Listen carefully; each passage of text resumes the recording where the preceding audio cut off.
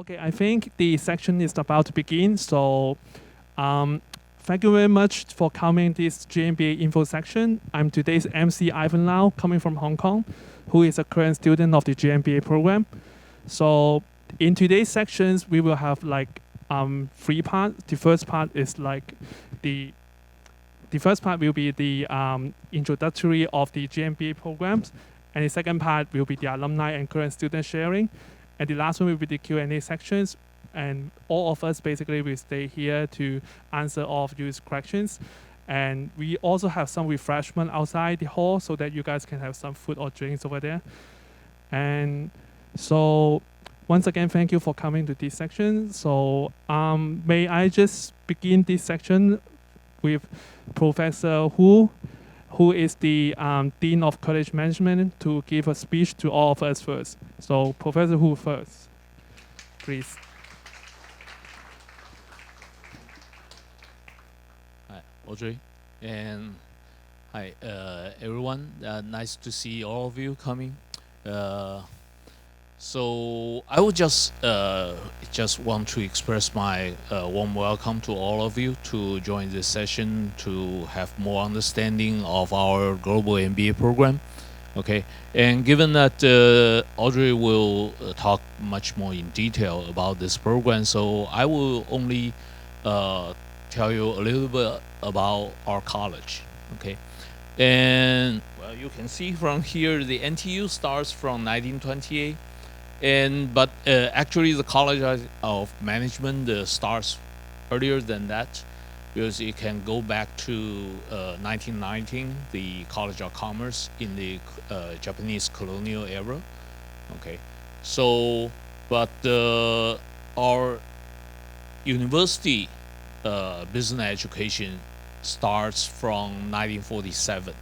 Okay, so NTU is the no matter which how you look at it, I mean, we are the first to offer the business education in Taiwan. Okay, and that so the college, the graduate school, I think go back to 1970, I think, and so the global MBA program is our new product that starts from 11 years ago. Okay, and so given our long history, okay, we have a strong alumni network. Our alumni has exceeds 30,000 people. Okay, and so in this year we try to strengthen our alumni network, and we hope to give our students more alumni connections, either through the irregular alumni talk, or we have a career office, okay, that try to bridge our alumni with our students. Okay, so I think that the college itself has a very diverse program. We starts from undergraduate, graduate student, master and PhD program, and also in our master program, our executive MBA program starts 24 years ago. That has alumni more than 4,000 people. Okay, that's our most senior alumni, and also is well connected with the college itself. Okay, so I think either from no matter whether you look at from the university level, the college level, or the global MBA program level, okay, we definitely are the best in Taiwan, and that I know because the pandemic that some of you may have different plans, but you may want to consider whether you want to study the MBA program in Taiwan. And I think that's a good opportunity here.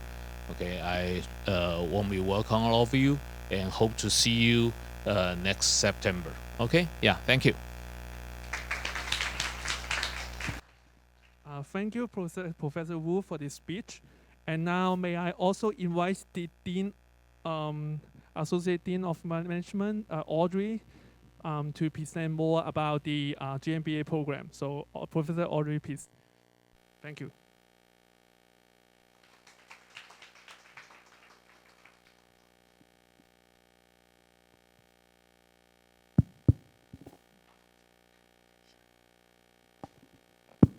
Okay, good afternoon, everyone. Very nice to have all of you to come to join the INVEX session of the GMBA info section. And today I'm going to spend about maybe roughly 15 minutes about some of the feature of the GMBA. And if you want to know more, you can stay after, because we have a lot of the students, current students and staff here. I think a lot of the information probably you can all update it in today's activities. So the agenda of today is that I'm just I think the purpose to coming here is that you probably want to know what's the difference of the or what is a unique feature of the global MBA in NTU. So I think first of all, I would like to share with you some of the mission and the core value of the GMBA. And then I'm talking something about that, in our opinion, why NTU GMBA is probably the one, I think it will be the best choice in Taiwan.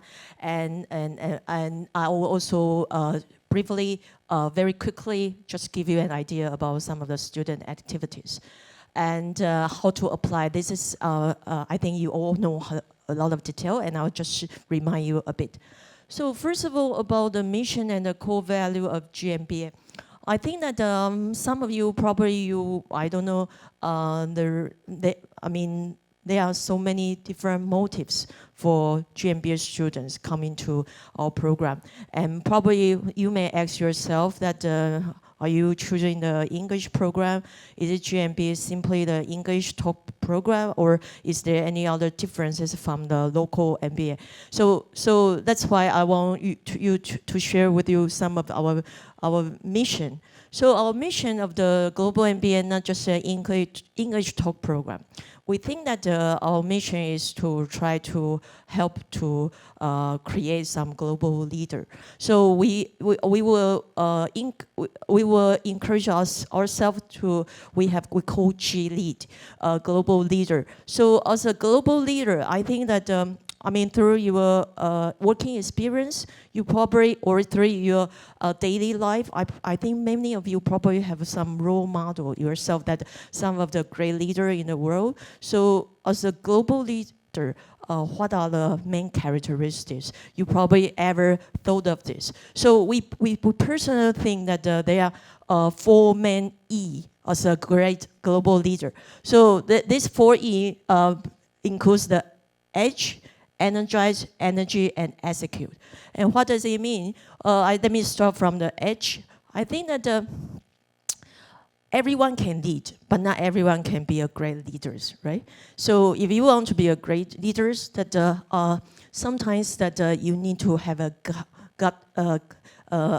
very brave decision making. For example, you have the courage to make a tough yes and no question. So that is what we call the edge. And the energize basically means that you probably in your team work that you should have the ability to motivate your team member to take something impossible, to take the challenge. So that's something we call energize. And energy is that basically that most of people in your team that they enjoy working. They are not complaining that there are so many things to that there are so many things that I always work overtime. They enjoy very much about the work. And last and the most important is called execute. Execute means that although you probably have a lot of things that in your training you have a lot of strategy, but you need to always to make things, to implement things correctly. So that is called execute. And this 4E is not created by our GMBA. Basically, a lot of global leader, including like you probably heard of the Jack Welch from the GE, and he always say 4E is also the corporate mission in GE. So if you want to become a global leader, you need to think that this might be 4 important characteristics. So not just intellectual, not just your talent, capacity, also include a lot of the characters. Okay, so this is the global. So you can see, do I know when to make a call? Do people want to work for me? Do I bring energy as a manager to my team every day and to get the job done? So the next question is that, is it possible that all the global leaders are born? If it is all the global leaders are just natural born, then there's no necessary to come for MBA, right? So a lot of the this is the Jack Welch always believed that leaders can be created, not just born. So they are made. So that's the one. That is the reason that our mission, that we hope that we can help create more global leaders. And so if you have the belief that you want to become a global leaders nowadays, then probably that you surely need to make sure that you can acquire the capacity to do it if you may not have it at the beginning. So don't feel frustrated. For example, a lot of people come to this program. Maybe you are coming from the background of engineering, or you are coming from background from the arts, or human resource, or even the social science. You know, they are all important elements to become a global leader. But to become a global leader, there are a lot of things lacking to all of you. Even for people who have the undergraduate background in business, it doesn't necessarily mean you are close to global leaders. You know, so I think that is the mission for ourselves coming here. As long as you have the dream, then this is the first step. You are moving in the right direction. And then, okay, with a mission, then we want to tell you that coming to the global MBA, GMBA, that we think we have core value of this 5C.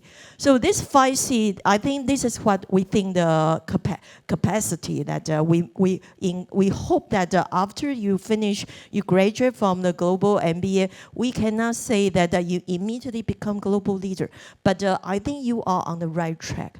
And so through this, the 2 year or 1.5 year or 3 year, through this program, I'm sure that you can have a lot of resources to help build yourself toward this 5C. So the 5C, including the capability, this is the most people probably think this is the most important reason that you come to GMBA, because most of the courses basically are constructed to make sure that you have the capabilities to understand the business environment. Okay, but in addition to the capabilities, I want you to be aware that I think coming to NTU GMBA, not just coming for the courses. If you are just coming for the courses, then you can just do online courses. You don't need to spend the money. To be honest, we are in the internet world, right? So you can always, whatever knowledge you want, I think you can get it. So coming to the GMBA, I think capability is important. Compare with the online resource, the capability in NTU GMBA is that we make sure that we give you an organized, integrated one that maybe save you some time. We could say that. But in addition to that, I think the connectivity is probably the most also quite important thing that you need. You cannot do it alone, the connectivity. And also creativity. Creativity means innovation. And I will show some of the slides with you. I think that you probably, a lot of people, when you come to the GMBA, one of the motives, you will say, I want to leave my comfort zone, right? Maybe you probably want to have some transformation for your career path, or maybe, but at least you have the courage to leave your comfort zone. one of the reasons that when most people have the courage to leave the comfort zone, this is basically you are searching for innovation. You are searching for something different for your future. So this is the environment I'm sure that we can give you the connectivity, the creativity. And the reason is that nowadays that most of the survey shows that the best way to help create a creativity or innovation is not just read the books. The best way is that you need diversity environment.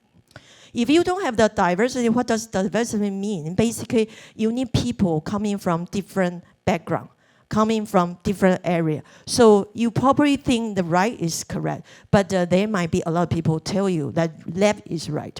So you need different kind of the angles of people to challenge yourself, and that will give you more creativity or innovation. And finally, if you are able to finish the GMBA, I'm sure that you have commitment to make sure that you meet the deadline for different courses. If you're looking at some of the survey of the Coursera, 80 or 90% of people fail. Why? Because online courses have a problem. You are lacking discipline. Because most people, when you are meet a challenge, you will say, oh, maybe that's not important.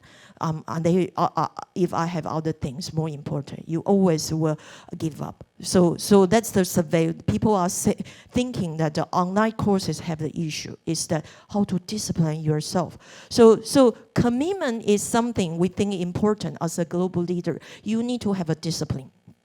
Okay, so now let me give you about this 5C.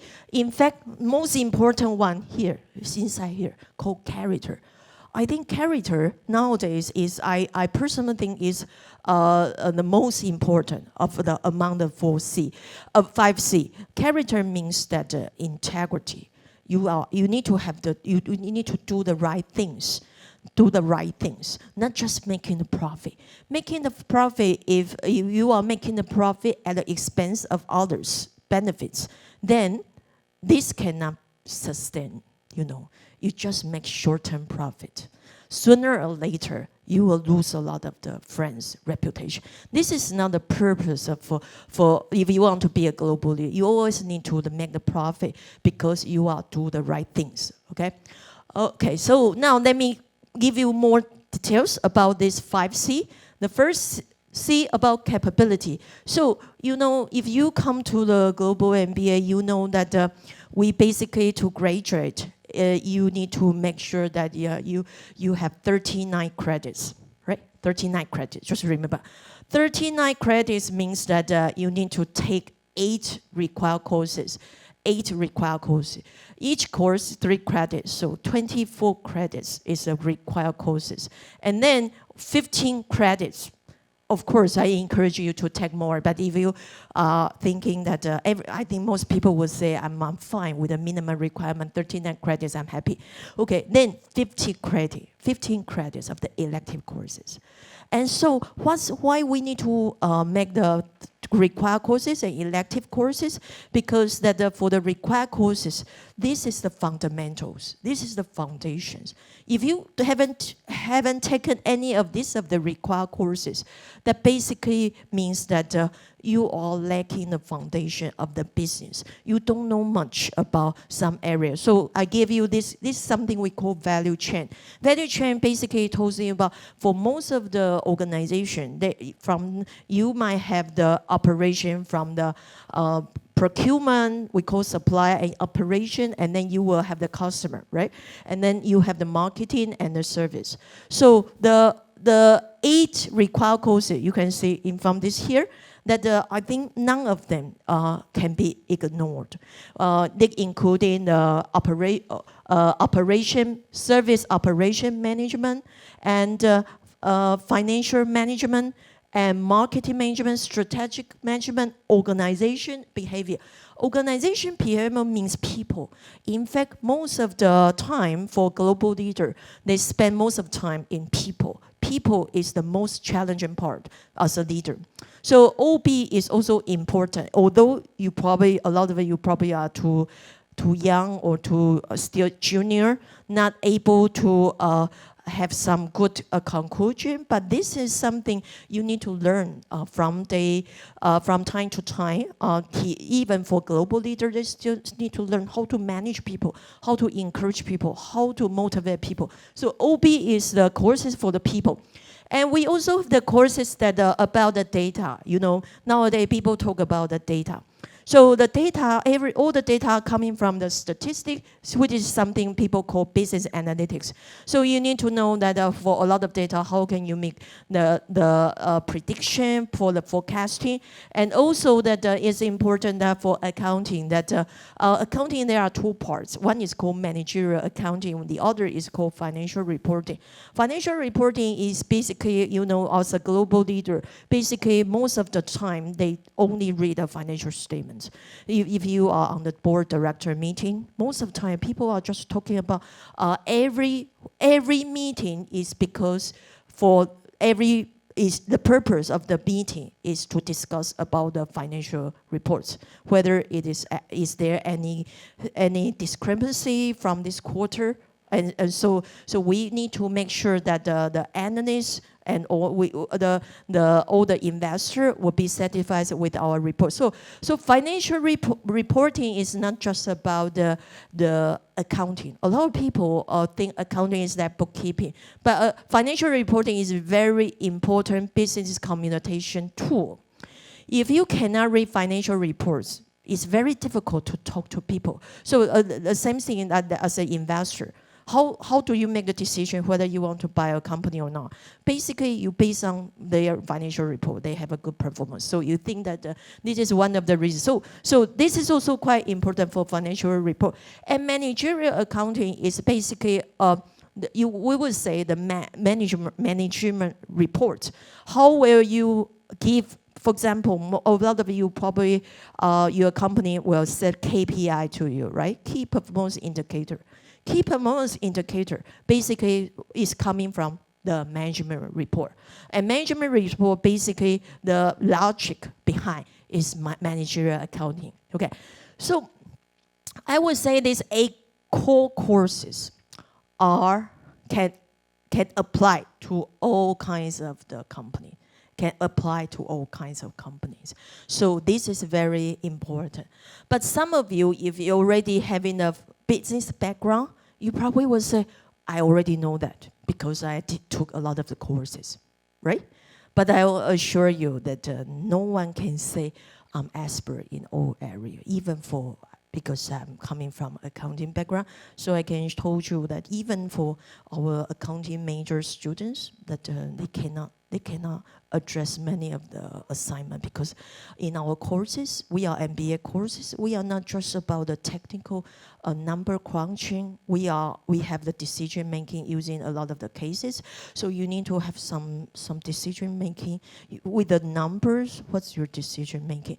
So you always can find something that you can fill the gap. So this is for the core. And for the, later I'll talk more about the elective courses, okay? So this is the capacity. And the connectivity that I think nowadays, because of the social network, I'm sure that everyone agree that connectivity is very important. And so coming to MBA basically is to make friends. I think one of the reasons to make friends. And make friends not just because that for culture, for happiness. Basically, making friends is sometimes is to try to apply what you learn in classroom to practice. Sometimes many people think that some student was complain to me that I think it's useless to take all of these courses. You know, it's dangerous if you say this. Sometimes people would think that you are too arrogant to say this, because most of the textbook knowledge is the empirical word from the real world. This is the findings from most of the corporations. So we can write a lot of the general rule in the textbook.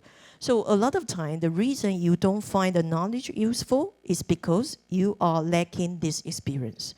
You never have the experience in this kind of company. So you only have a limited experience in some particular company. So probably in your company, you never have the chance to understand the reason why that the textbook cover this subject, because you don't need that kind of the knowledge. But through the connectivity, you can understand different students, different classmates' experience in different area, so you can talk to them, and then you can understand that something maybe covered in the classroom or something you never heard of. So I would say the connectivity is quite important. And NTU have a lot of resources. The only thing you need to worry is about your time. How much time you want to commit to this program. If you have a lot of time committed to the school, not just doing the assignment, we have a lot of platform. The platform including that, for example, just within the business school, we have EIMBA and EMBA. Although they are local, they are Chinese taught programs, but some of you probably know Chinese already. Most of you probably know Chinese if you live here. And so you know that different mindset. For Chinese taught program, like EMBA or EMBA, those people, the mindset quite different from the GMBA students. So a lot of time, although we have a lot of social activities, but you can go out to explore. So you can ask yourself, for example, some of the students, they want to know more people in entrepreneurship. And so EIMBA is the program for entrepreneurship or innovation. So you might want to meet people from that program. And for some people, maybe because in our program, we are not really just young people, because we are quite diverse. So our students, some of our students are quite mature because they cannot speak Chinese. So that's the reason they are here. But it doesn't necessarily mean that you cannot make friends with mature students in Taiwan, right? So still that they are platform in EMBA. So if you want to explore there, if you want to meet people there, this is the resource I think is very, very valuable. I personally think connectivity is something that you need to start to when you want to come to GMBA, not just plan for the curriculum. You need to plan about any channel that you want to leverage this GMBA. And this is the creativity that when we say creativity, I also mean the innovation. So this is the slide that I think all of you probably know now nowadays that Netflix is a very hot company. And the reason that it is very hot is just within this 10 years. And one of the reasons is because that they disrupt in a traditional industry called blockbuster.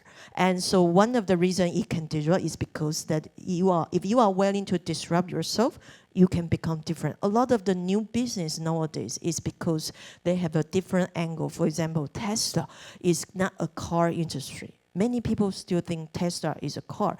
Then you are making a mistake, because Tesla thinking they are using the energy perspective to disrupt the car industry. So this is a different angle when they come. When you are using the same angle to do the same thing, then there is no creation and there is no innovation, and you will not have any creation dividends, right? So diversity index include a lot. A lot of people probably would think, oh, diversity means that you have a lot of nationality, a lot of just gender or just age. Then if you only think from this angle, then that's too narrow. In fact, if diversity can expand to this is democratic perspective, right? And then the second one is the education perspective. Coming to MBA, most people have different education background. Okay, and then the third one is called professional diversity. So professional diversity, most of people, if you have the chance to talk with our current student, you will find that many people have different working background. Some are doing the family business, some are working a multinational company, some are founding their own business. So this is also the professional background. And also that you may also have the different managerial traits. For example, we usually have some students in the US having the military experience. So you know the different. So that's why in the U.S. that a lot of people, they want to try to also to recruit some of the students have this kind of they call depression baby, or maybe that nowadays COVID-19 baby. This kind of thing that because you are born in a different environment, so you might have a different mindset. And finally, about the culture. So some people are very individualism. Some people are maybe very masculine or uncertainty avoidance. So working in an environment that you basically in the real world that people are so different. So how can you experience?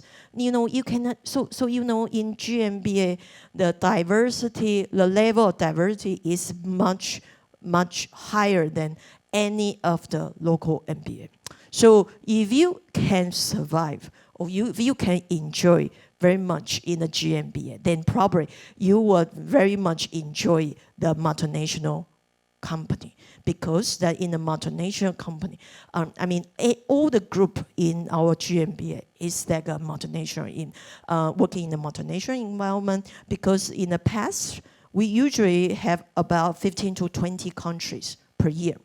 So it is very likely that you might have a group discussion with many different peers, and I would encourage you try to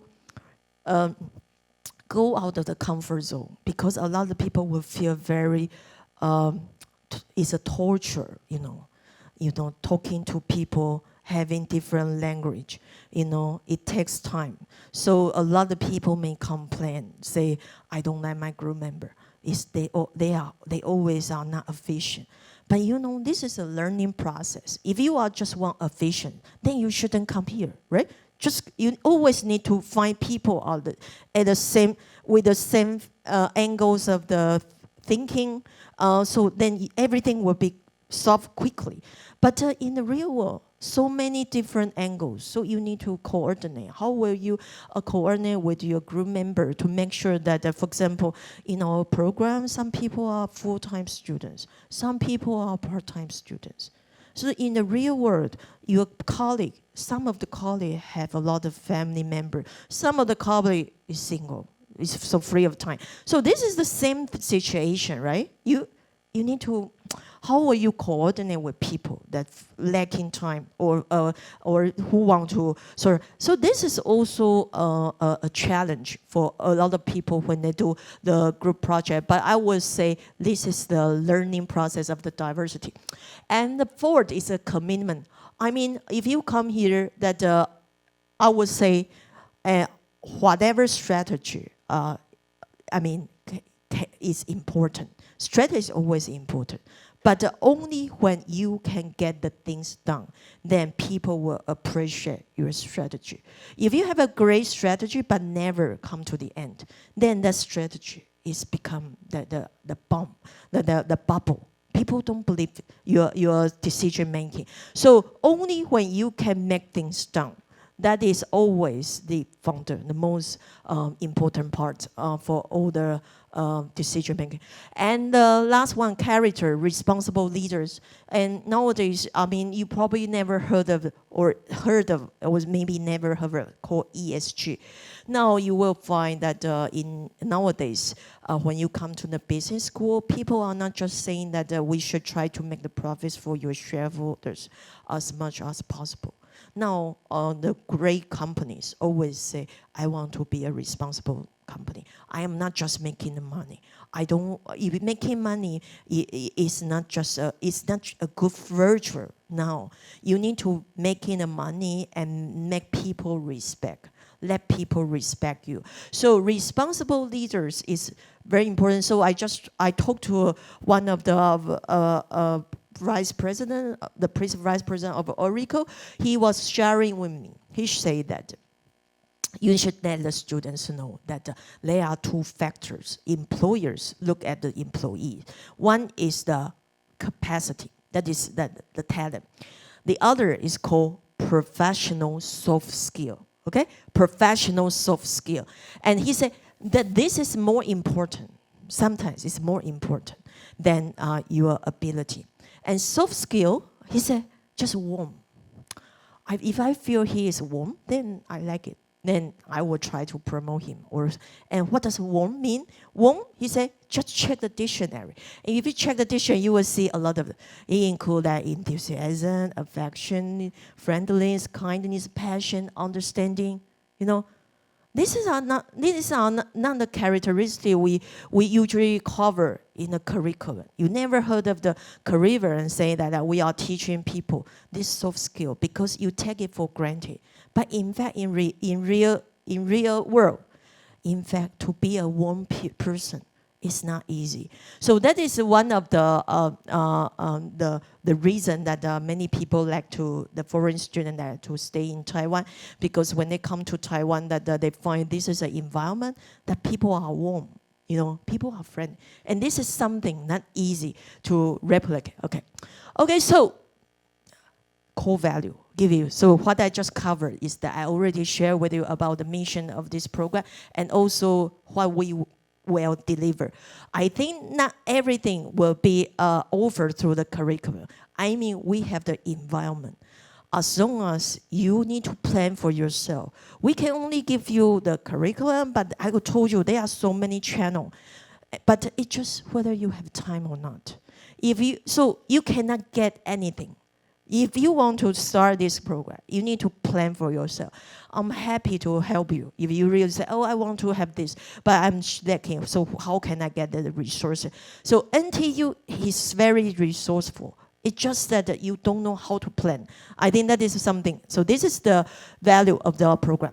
So why NTU? I think this is the best choice. And I'm using this one as a sharing that this is the cover of the Times just recently. And basically, the magazine cover is basically told information that the 2020 is the worst year forever, right? But the worst year in most of the countries. But if you talk to many of the business leaders, they will give you a different point about the Taiwan. Basically, 2020 is the worst year for most of the country, but it probably is the quite good year for Taiwan. So this is the people say that this is the change year for Taiwan, and a lot of the business that they enjoy, you will find a big turnaround that in this year. A lot of things happen that in Taiwan, and I think one of the reasons is because of the COVID-19. I think this is a statistics showing that the relation between the GDP and the COVID-19. So if the COVID-19 is under good control, basically the economics that is booming as well. So that's why that we are so lucky. I don't know if you know the information about the schools across the world. In fact, if through my conversation with most of the schools in the world, looks like most of the country close the school. So their students, even our students, if they do, my student will go to the US to do the master MBA program, and I say, why you go to the USA to do the program now? He said, simply want to adjust the time zone. That is the only reason. Because the only thing you can do is just stay home to go to online courses. But you don't want to suffer from the time difference. So that's why he fly to US to do the online courses. So that is the reality nowadays. Most of the campus close. And no one know that when that the campus can reopen. So that I think at this moment, that's why that we can also tell that from the our applicants from the foreign students, we can tell that many people probably want to join our program is because we are basically like still having a normal campus life, right? So this is quite important virtue. And not just that, I'm going showing quickly giving you in my view. Maybe you have different view. In my view, that I think that you should choose a GMBA at least for five reasons. Okay. So number one is that just simply the ranking, okay? So everyone wants the top school. Yesterday, I talked to one of the investor. He told me that just a simply rule, if you want to invest, always invest in number one. There's no reason to invest in number two. So if I recommend you stock, I only recommend the number one in that industry. Just keep this in mind. I think, so the number one and number two, in industry, that is a big difference. So that is what the investors share with me. That's why he say he never recommend people number two. Okay, so the same thing, just the number one. Okay, and I will show you more detail later. And the diverse I mentioned a bit late already, and also the innovative teaching. I mean, coming to the MBA, something that we are trying to give people. Through the curriculum, we want you to learn how to communicate with people from different backgrounds. And because in business world, that there is no absolute answer. Always, you need to have your own call. Every company, for example, if you compare the Taiwan Semiconductor and UMC, you will know that these two companies, their leader have different view, right? So there is no absolute solution so it's up to the leader. It's called, what's his strategy? So in a class, we need to use the case because the case is a real case. And so you need to imagine if you were the leader or you were the manager in that situation, what's the decision you will make? And then you can try to learn why that you will have a different decision from the character in the story. And then you can try to learn what's something that you can learn through this the character. So we have a lot of case teaching and also project-based learning. And so although textbook for some of the discipline is still important. For example, that for financial reporting or management, because this is something that English, when you learn English, you always need to remember some of the basic vocabulary, grammar, this kind of thing. They will not change. I guarantee the fundamentals won't change even after 500 or 1,000 years. Maybe it's still there. So you need to pick up this through the textbook. But a lot of the new world things coming, changing. So we need to learn through the case. So this is something we call innovative teaching. And it's experiential learning. This is something that in the past, we always had, we were quite proud of, like something called study trip or we have the 3 school cooperation, the Korea, Indonesia, and Taiwan. But unfortunately, because of the COVID-19, this overseas study currently has been deferred. So we need to, hopefully, after you come in, that we can see the COVID-19 can be stopped across the world, and we can have the overseas trip again. But if you are a full-time student, we have more of the local of the consulting courses that I will talk more that we will invite some of the real questions from the local champion company and to see that whether you can try to help to see whether you can give some suggestion, and that is to apply what you learn in the practice. Okay, so because of time, so this is one you just remember that the ranking, even for the business school, that the first one and the second one, that the dean's recommendation rate, we are double of maybe triple that of the second or third. And I personally think that this is a very high ROI. One of the reasons I think global MBA is probably the cheapest in Asia Pacific. Most of MBA costs a lot. And in terms of with the same level of the quality of the courses, our program is very cheap.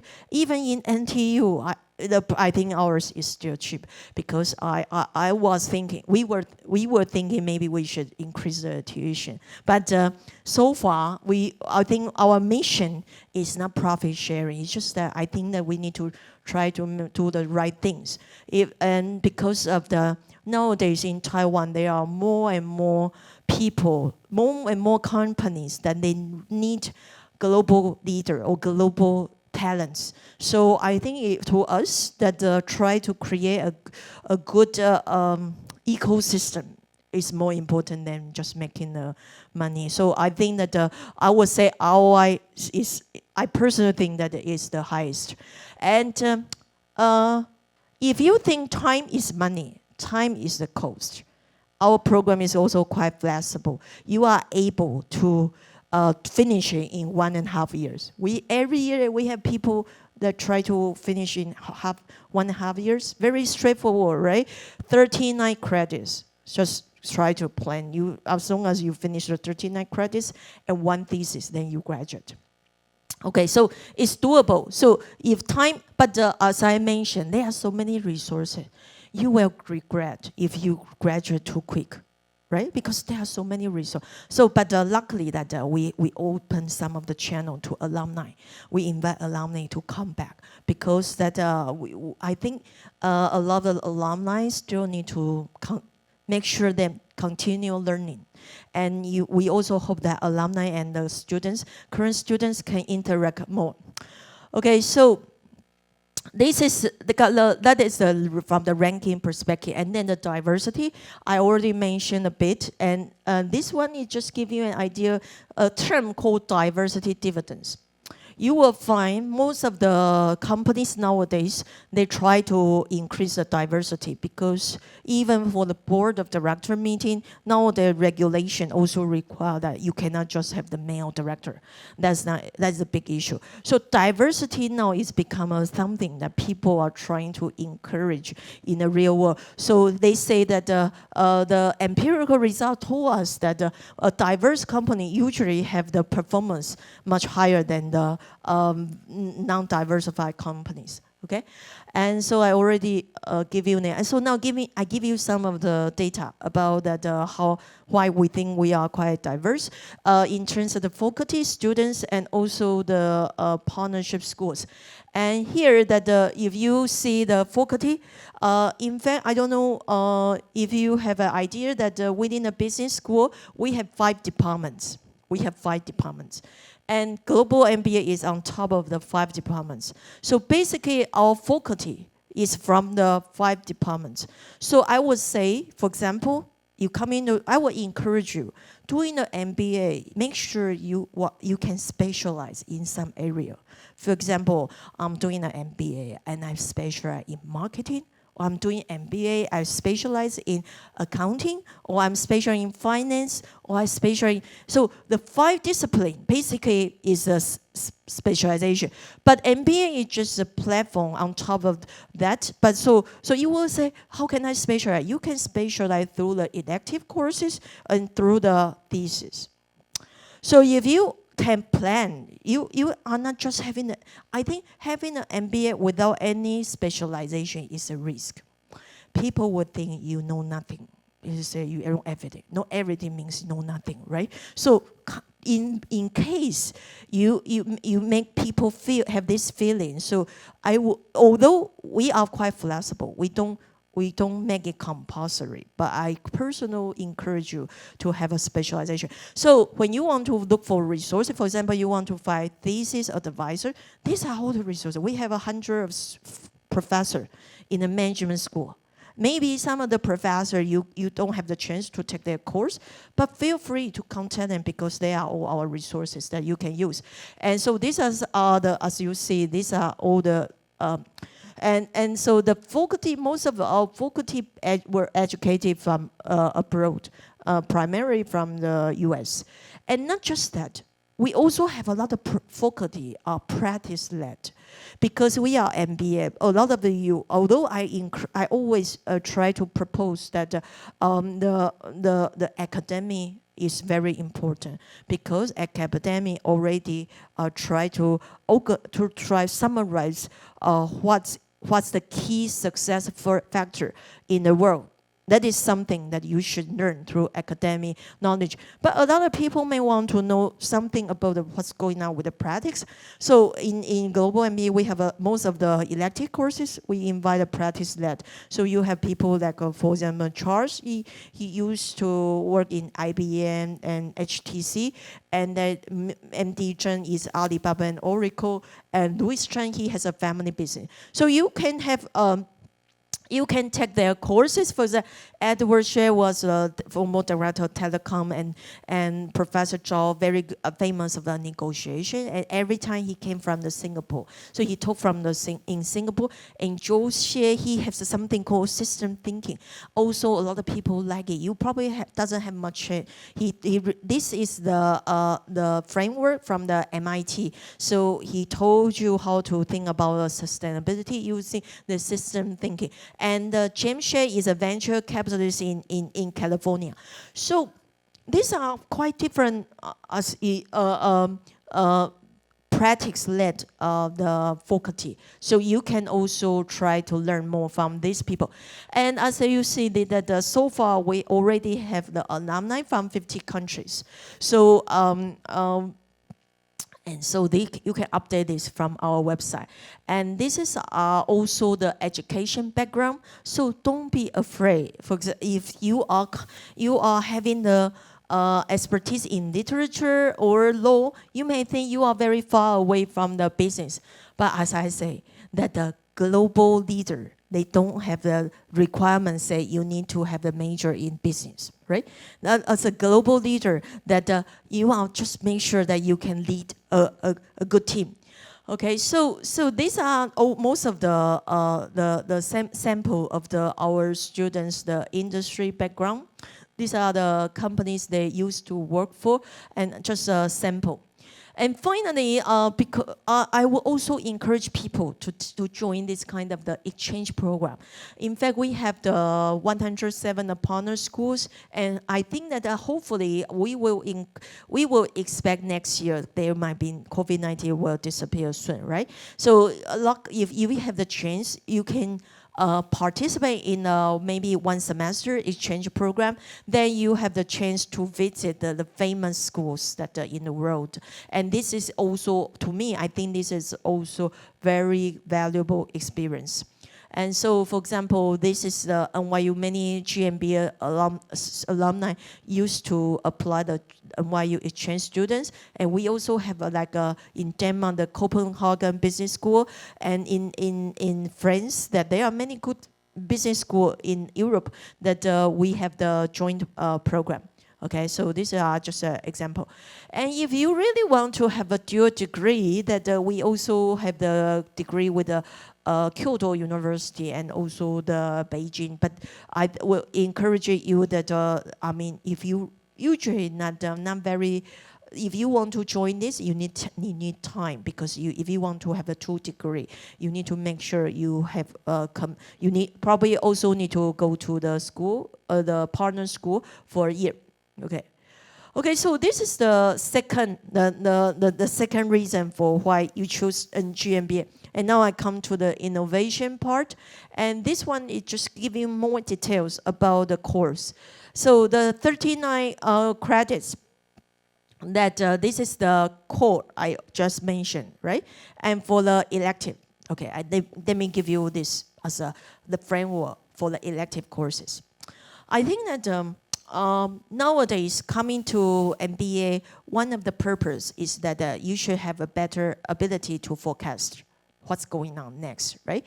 So, for example, that nowadays that the world is changing all the time. People were talking about the protectionism for each country. So you need to have some knowledge about how to do the forecasting. So the PASS framework is something we always call that these are the uncertainty factor. P means political, E means economic, and S means social, T means technology. So PEST, basically a lot of companies, their future all depends on one of these kind of factors. So for the political forecasting part, I think that some of the courses may be helpful for you to have this good forecasting. Like we have a risk management course, cross-cultural course. These are all elective, okay? So you need to plan for yourself. And global value investment negotiation course. I'm not saying that the courses is limited to one dimension. Just I think that this may be helpful. And for the social forecasting, we have ESG investing, CSR, green economy. This is also quite important nowadays. That a lot of the company that Apple, they would say that they will make sure that their supplier would be environment friendly. So the green economy would be a very important factor. And technology forecasting, this is that we have courses that platform strategy, game decision, MIS, and technology innovation. So if you want to know more about the technology change, then these are the courses. And finally, about economic forecasting. So some people, maybe you are very good at if you want to know more about the big data, and we also have this kind of courses that we have the data science, and so this is like more advanced if you want to know more like blockchain or big data, and merger and acquisition, corporate valuation, venture capital, and private equity. So this will help you to build some of the foundation for economic forecasting. So with this kind of forecasting, then ideally you should be able to identify some opportunity maybe for the future. So we also have the courses like entrepreneurship in practice, right? And global leader and management forum and family business. So this and system thinking is one approach to try to help you to synchronize different angles of factors. So system thinking is an approach. So we have the courses that try to help using some of the structural way to think, to help to think, analyze what to do next. So this is elective courses. And last one is the thesis. The thesis, I will encourage you that you really hope that the MBA, many people come here, maybe you just come here for a master's degree. I will feel a bit pity if you just wanted to have a degree. I will encourage you that I hope that when you do the thesis, we always say this is like a capstone. Capstone basically means this is basically try to help you to combine what you learn, what you plan during this journey. So if you are seriously a good planner, basically thesis is just like a test. For example, that some of the people, when they like to write business plan, some people maybe do it for interest, but some people are very serious. They really want to make it for practice. Or some people so I will, you will find different kind of people, but just follow yourself. Don't say, because my friends just do it for fun, then I do it for fun. Everyone have different career plan, right? So I would say thesis is a good approach for you to synthesize what you learn. Okay, so if you want to know more how to make sure you can finish in 1.5 years, you can talk to our students and also our staff. Okay, so now let's go to the last part, aspiration learning. And I share with you. I hope that when you come to our program, everything will begin again. Will resume. So before we have this Korea, Taiwan, Indonesia courses, and this one is very interesting. It takes place in different countries.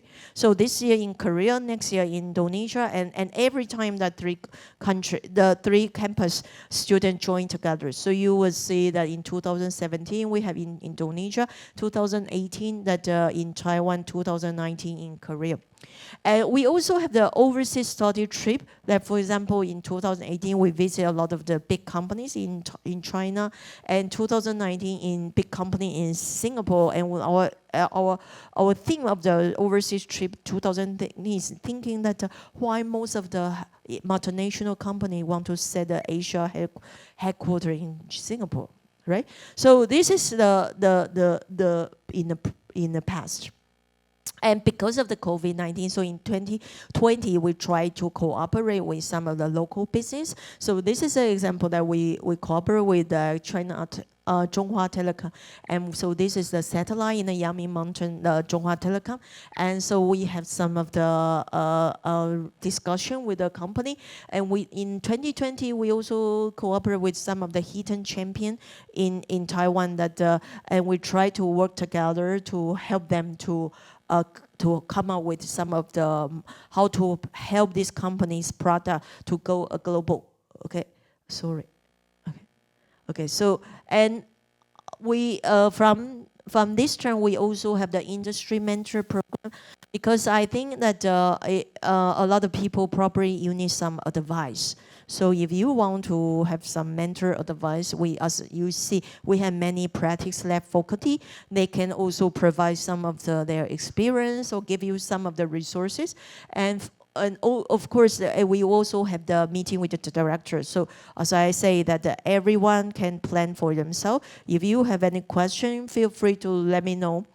And finally, because later we have many sharing from our current students, so I just give you an overview about some important activity. We have the graduation and unity ball, and for the newcomer, we have the welcome back party, and also we very encourage students to go to the community. As I say, that you need to give in order to make sure that you can gain. So this is a marathon, and this is a Halloween activity, and also we have many corporate visits, not just from the office per se, also from the student council, and this is also have the alumni activities, and this is the NTU GMBA. That some of the GMBA activity, they very much encourage the GMBA students to go. So this is something I encourage you to join. And this is the startup a book sharing from our alumni. And okay, this is alumni network. So okay, so the last one that about how to apply. And I'm sure that some of you probably we have 4 batch of the application. Most of you today, I'm sure that you might eligible for local students. So you need to follow the local student batch. Some of the foreign students, maybe you are on the international student. Different batch have different, different competition. You know, that's different. We have different. Basically, you can think we have four different products. So overseas Chinese students probably you may. So there are some criteria. So how to apply? Very easy. Just make sure you have this kind of thing: working experience, CV, graduation certificate, transcript, English proficient text, application essay, and 2 recommendation data, and then that will be done soon. So this is so the last thing that is that you don't have to be great to start now, but you have to start to be great. So this is the sharing from the overview of the GMB from my perspective. So later, if you have any you want to talk more with me later, then feel free to stay. So far, we open for some of the question? Or? Yeah, so basically we have around 5 to 10 minutes to open up for you guys' questions. So if you guys have any questions regarding the GMBA program, so please raise up your hand. So yeah, Audrey will be here to answer all of the questions regarding the programs. Yes, thanks.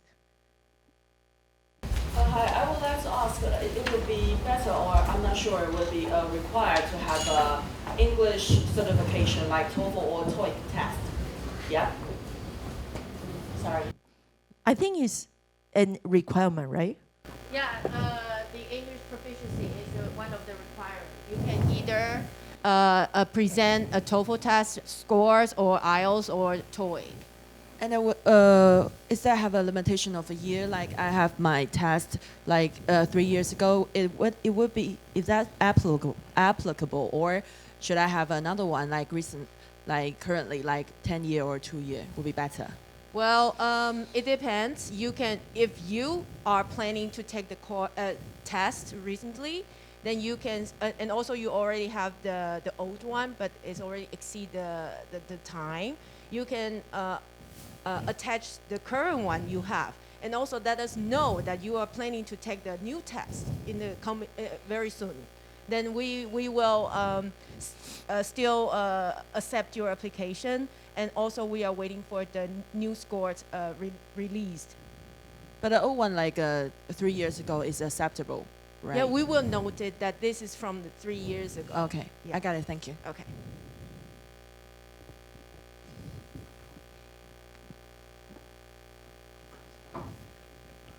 Hello, Dr. Shi. I would like to ask that if I pick like elective courses outside of, because I saw your curriculum, so there are certain courses on the website. If I pick something like it's still from the management college, would they consider like, can I use it for my graduations or not? Like if it's a graduated program.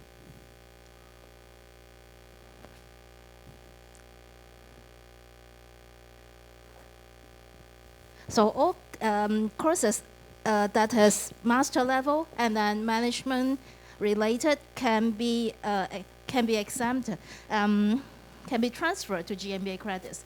But the limitation is, firstly, those courses cannot be our core classes. Core classes are not transferable. So if you have take any other courses that are master degree level, that are management related, you can transfer to some of the GMBA credits. But still, the credit fee, you still have to pay the credit fee, even though you transfer the credit. Yes. Thank you, Eric. And I want to ask. Currently, I work in an international company, which is means very heavy loading. So, may I have opportunity to apply this program, and in the meantime, I can balance my job. So the question might be: is if the program start, is that necessary to come here from Monday to Friday, and include weekend? Yeah. So maybe I can focus on the study on the weekend, and in the normal days I can balance my job and GMBA programs. Thank you. Okay, so most of the, I think most of our elective course, a lot of elective course will be put in weekends, but currently most of the core course will be on the weekday evening. So so the purpose is try to make sure the local students that they can balance their work with the study, even though, as I say, is not easy. We still have some elective course in the daytime, because think about, we have about half students full time. So I would encourage you, if you really are very heavy loaded, and maybe you can don't take too many courses a term, right? You can take longer. As I mentioned that unless your company need your master degree, I really don't think that you need to be so. If you have time limitation, I don't really find that any reason why you need to try to make yourself in such extreme situation. Because I'm in a discussion that, I can, because every professor have his loading, right? And I think to you might always in very position, right? Because you always need to beg your group member, I'm busy, and then every time you beg the professor, you are busy. So I think that coming to the school, coming to a program, you can balance your work and life, right? We can talk if you want, but don't try to say that I want to replicate everything with the full-time students, because full-time students, they have a high they have the high opportunity cost. A lot of the local students, even they try to resign because they want to learn more from the school. So the opportunity cost is higher. Then for them, of course, they take more courses. But if you want to balance your work and your course, I think it's doable because you can take the more elective courses in weekends. If you are busier in the weekdays or maybe just take one core course, I think make the work balance and smoother is better instead of the just hurry because I notice some of the students always come to beg the professor, say what to do, I need to have this standing. But in fact, the professor always want to be fair to all the students. They cannot just give some of the exception to a few students. So I will encourage you that the plan that is doable. Yes.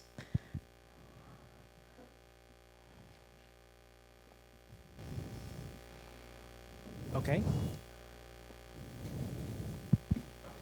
Okay, I would like to ask, following the previous question, is some of us may have day jobs, so we might participate in the part-time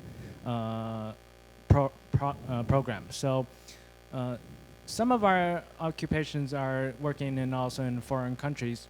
Is it possible that during the program, maybe in the second year, we will relocate at a different country?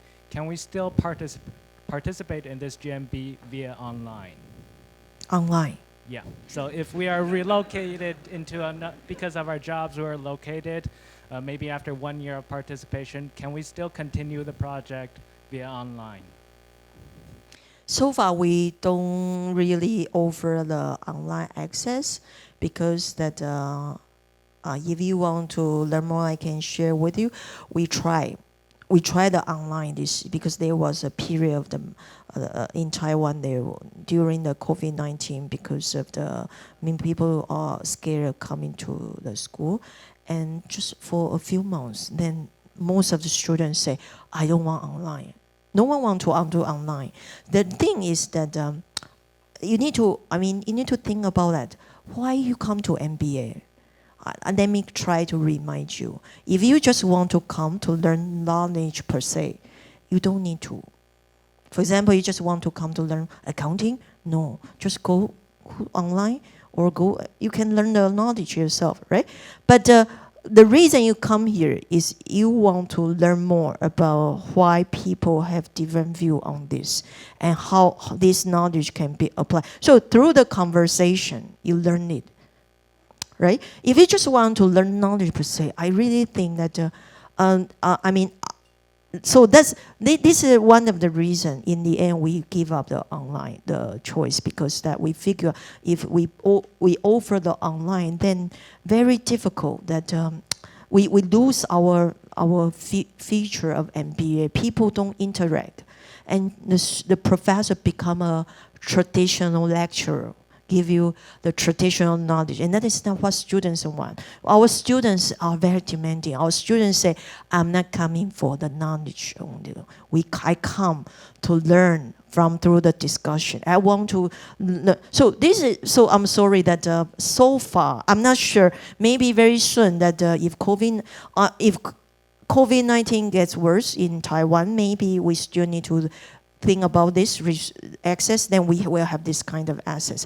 But because so far, looks like most people are happy here because most people used to need to travel. Now everyone don't need to travel. So now everyone come to the classroom.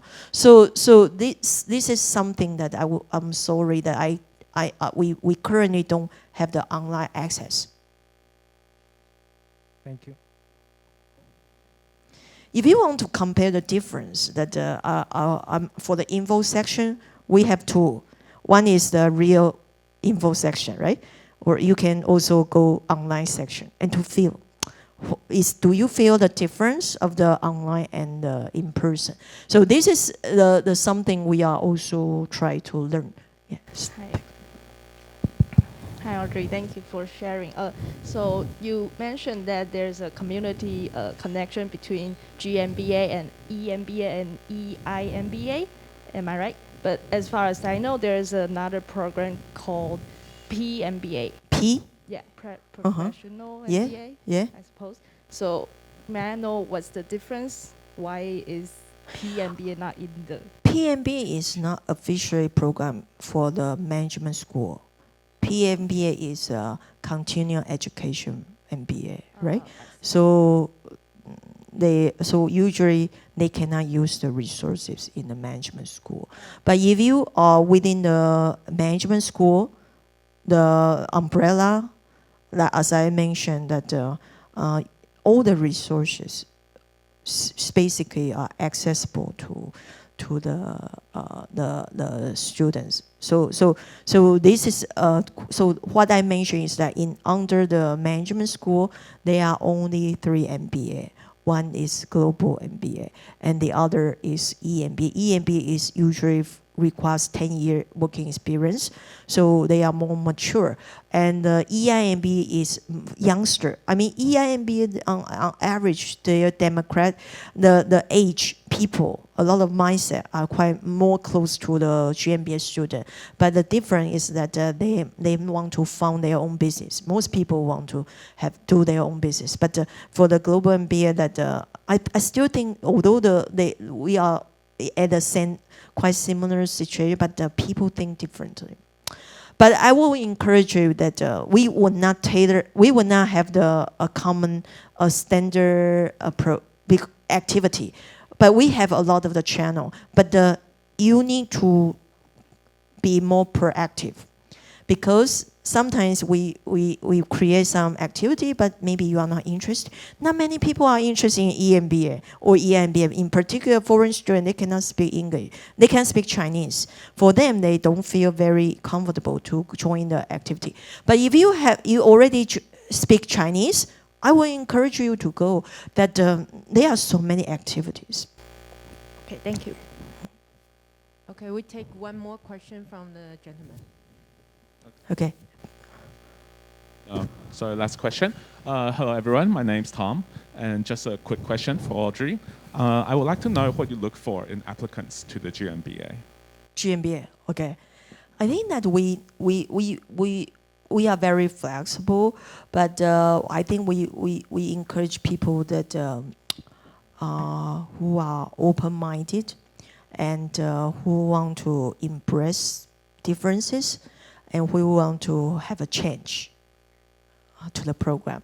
Because as I mentioned, that if you already have a good life and you just want to have a good life and you just need a degree, I think that to you maybe a lot of the curriculum is always just a cost, because maybe there's no much benefit for you, right? But coming here, if you want a change and you really like meeting different people, you want to have because the world is interesting, and sometimes you don't need to go abroad. You just stay here and you can embrace the global environment. And so compared to my master or PhD degree abroad, I really think that our program is more international than most of the master degree in abroad. Because that most of master degree abroad, basically that in terms of the number of the country, they are quite limited.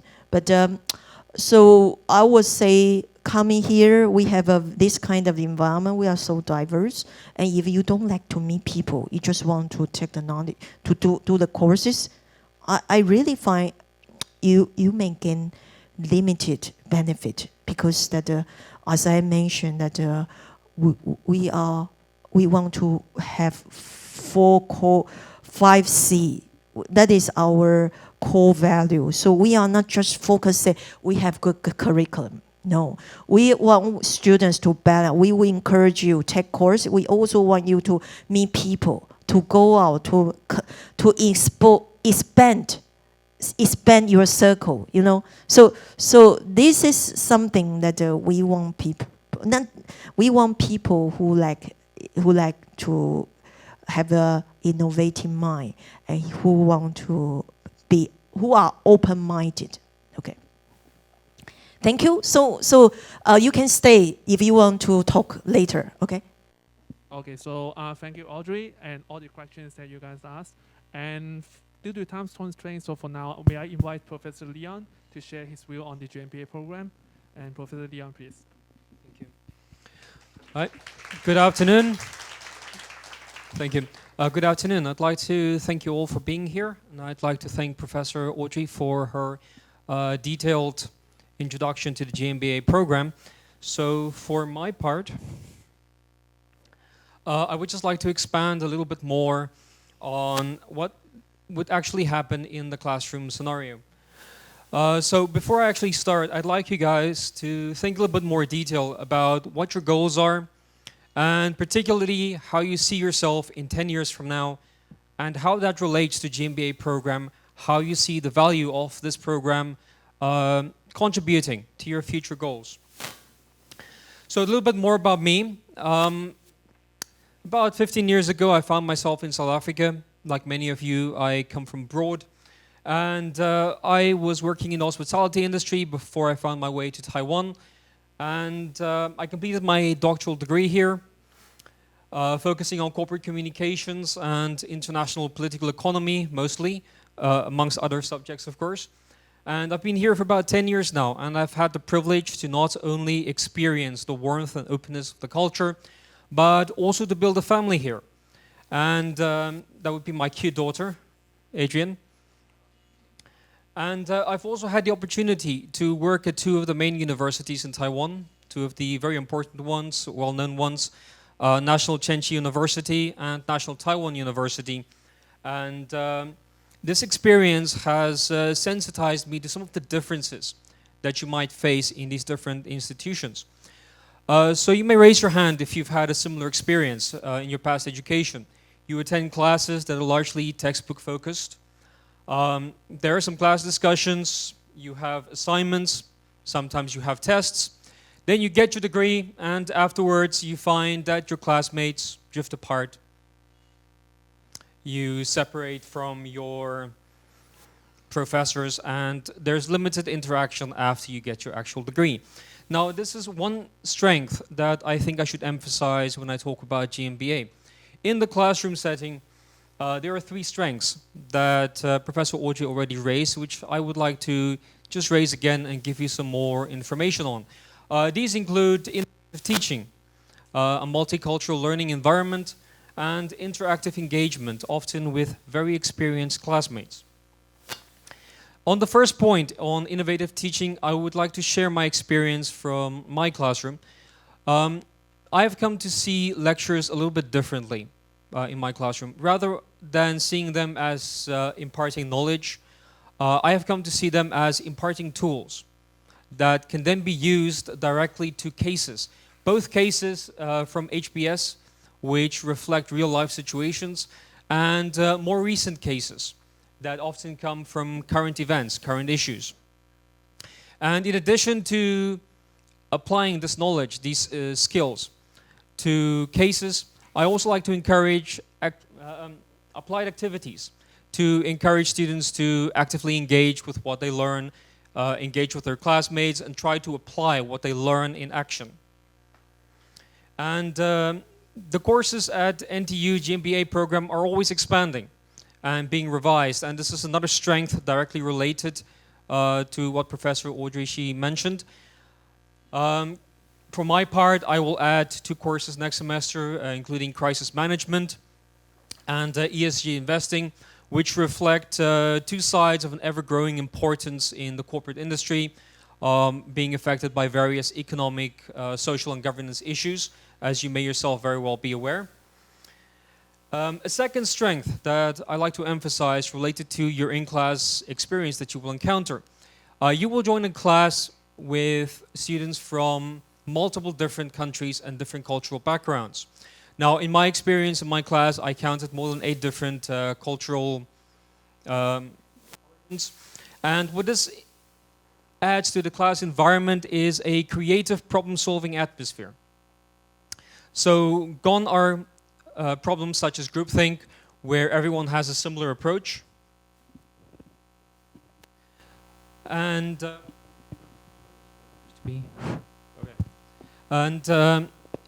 you have more cultural diversity. And with your classmates, you are now able to find unique solutions to problems that you would not previously have considered. And your classmates are often from diverse working environments.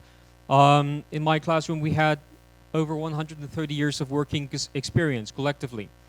And what this adds to the classroom environment is that the professor and the learning material, it's not the only source of your education. You get to encounter different solutions from different classmates, and it adds to the value of your education. It adds to the value of the experience and the knowledge that you can build. And so in my classroom, for example, we've had sales managers, executive assistants, even digital marketing and programming managers. And this diversity of skill and cultural background adds to a very diverse learning environment that is very beneficial. And it's not all about classwork either. You will find that in the future you will go out with your classmates and gain real-world experience. You will visit companies. You will encounter different working environments, different experts and industrial experts in various fields of expertise. And you will join your classmates to build character, teamwork, other skills and characteristics that you would normally need for your future working environment. And in addition to this, you will be encouraged to build a social awareness. Some of the activities that past GMBA students have participated in was to attend a school, share their experiences with classmates there, and also other social activities that builds to your personal capacity to understand social issues and how to contribute to it as well. So being in GMBA is often more than just coursework, learning and such. It's building long-lasting relationships with your classmates, building skills both within the class and without, and to contribute to building yourself up as a holistic global leader. And I would welcome and encourage you guys to apply to join this experience. And later, if you have more questions, we'd be willing and happy to answer them for you. Right, thank you.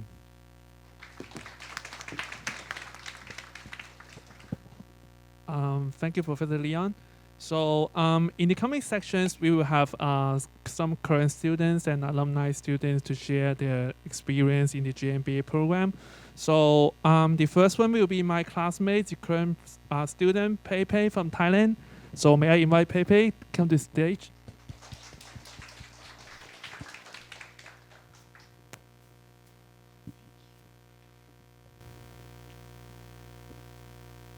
Okay, so good afternoon, everyone. And today I'm very happy to share you guys my GMBA life. And I hope this session will spark your intention to join NTU GMBA as well. So this is my key topic. Okay, I will start with what is my intention to join MBA and why I choose NTU over other university. And then will be my most favorite course in GMBA. And the last one will be my life in Taiwan. Okay, so before I start, let's get to know me a bit. My name is Pei. I'm the first year GMBA student from Thailand, and I graduated from Chulalongkorn University in Thailand with major in marketing. And then I start my first job at Kantar World Panel, which is the market research company that working for FMCG clients, for example, like Unilever, Nestle. And after that, I shift my interest to e-commerce field because I think this has more potential to grow in the future. So that's why I decided to join Lazada. Okay. So after you know my roughly background, so my first question, what is my intention to join MBA?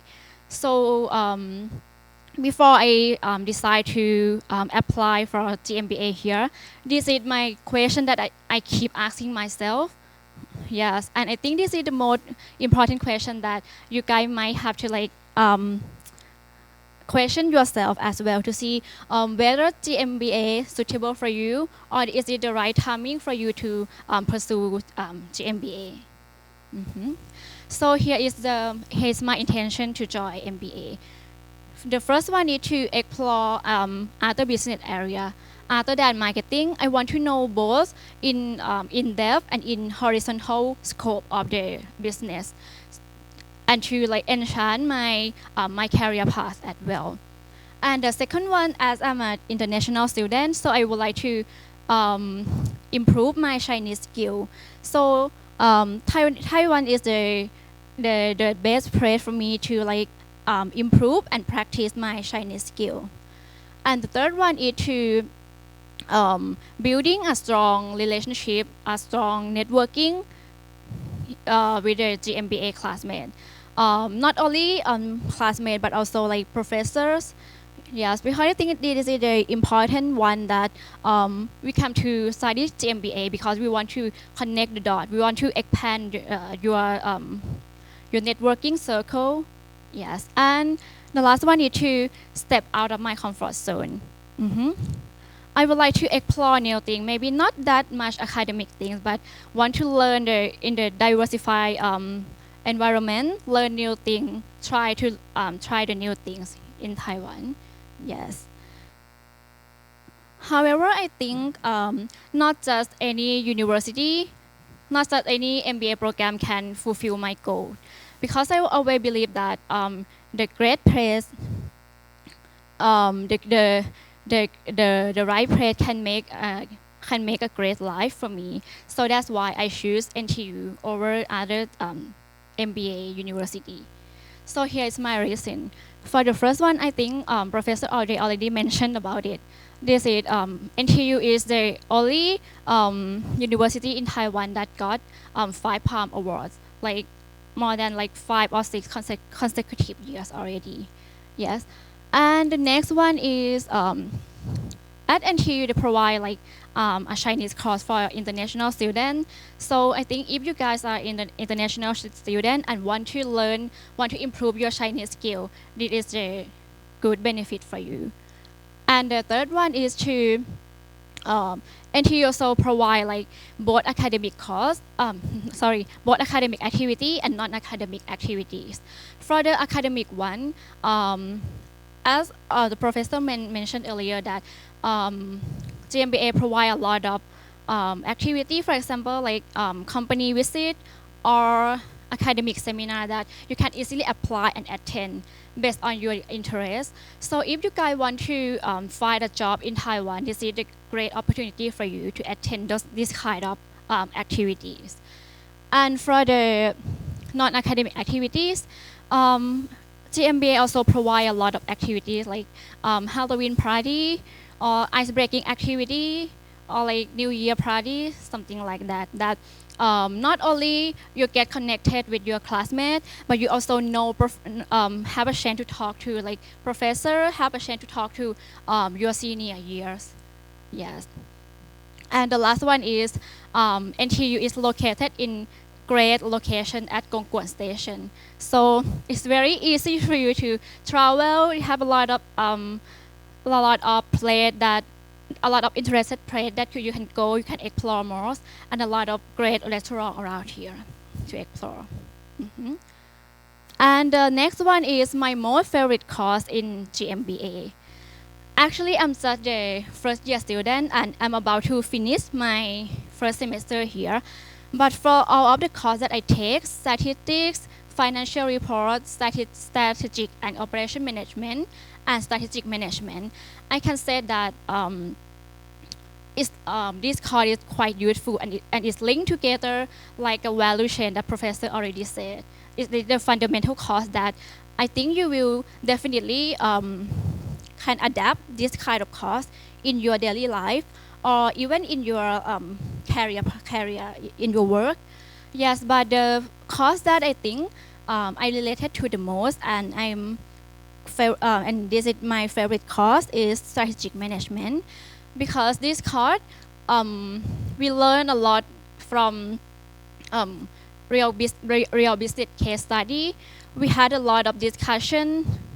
Yes, and I think this course provide me like both expand both vertical and horizontal of business scope during the case discussion and also the final project. Mhm. And my last part, what is my GMBA life be like? Okay, so I will start with the academic one first. So these two picture is the picture that I took when I went to visit the company visit at Alright at Taoyuan. Alright is the organic shampoo and beauty product in Taiwan. So when I visit this company, I had a great chance to see the whole line of making green and innovative product in the company, and I have a chance to like talk with the CEO and to see what is the strategy, what is the company positioning itself in the market. So this is my great chance to like have a chance to talk to the CEO, because if I didn't study MBA, if I didn't have a chance, if MBA didn't provide me a chance to like have the company visit, I don't even have a chance to talk to the CEO, right? And the last two picture, of course, we are MBA students, so we have a lot of presentation, in-class presentation, a lot of final project that I think it will be quite intense. But once you got the feedback from professor and from your classmate, you will improve a lot about like your skill, your logical skill. Yes. And the next one is my non-academic activities. So as I mentioned that I take the Chinese class, and I also try to like attend, I try to like join the after class activity. This one is baking pineapple activities that I went with my Chinese classmate. And I think this is my fast track to not only know GMBA student, not only know GMBA classmate, but I have a chance to get to know more people from my Chinese class.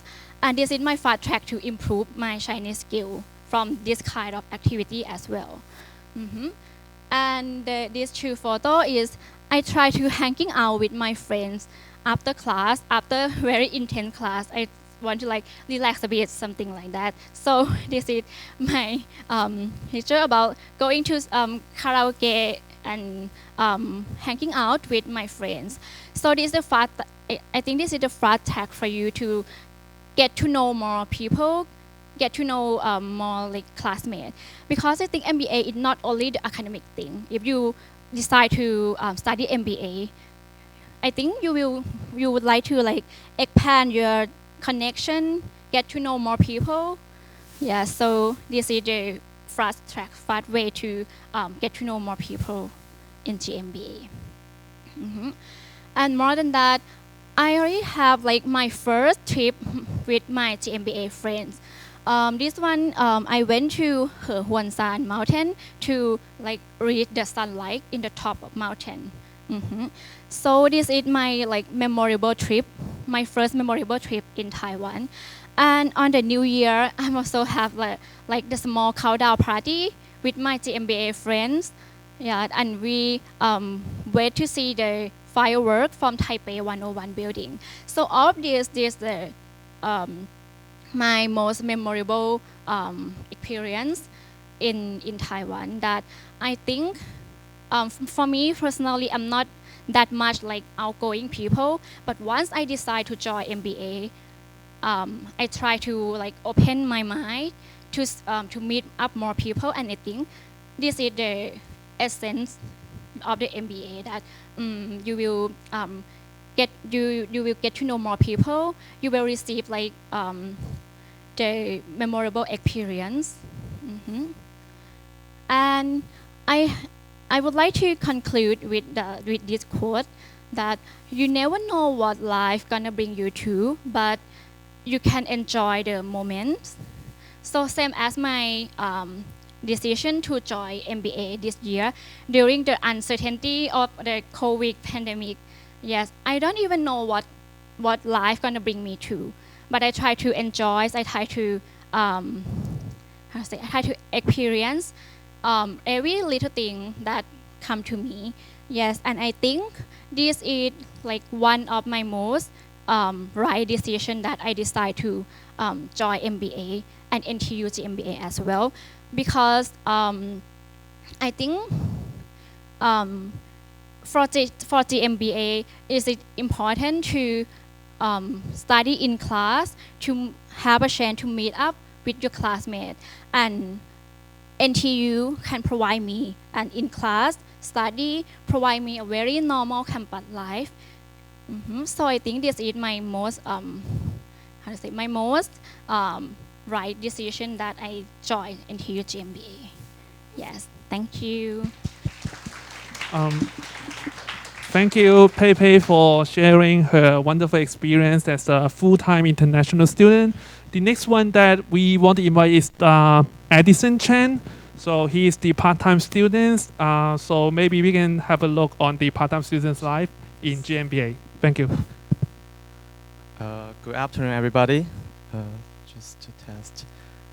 So I'm Edison Chen from 09 batch, as you can see from the pictures.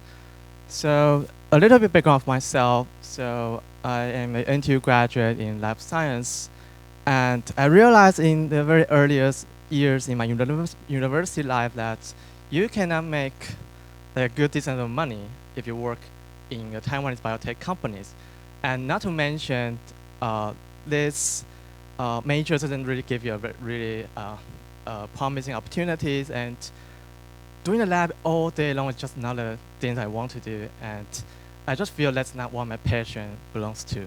So that's why in my junior year, I was very lucky enough to find a Taiwanese advertising company and was relocated to work in Indonesia, and later on attended several international conferences in Singapore, Malaysia, and of course Indonesia.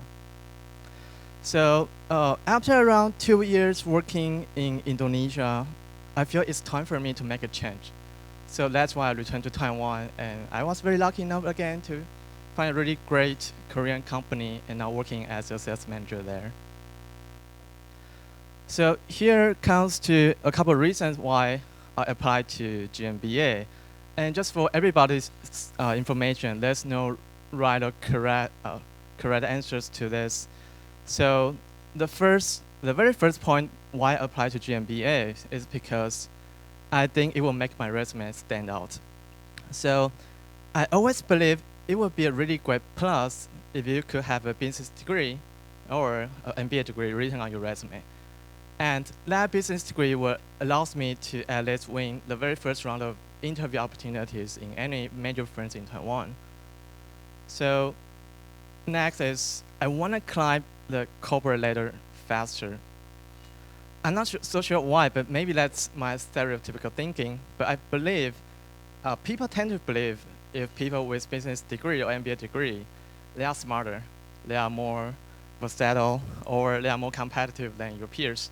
So I believe a MBA degree or business degree can actually allows me to get recognized, get promoted faster than my peers.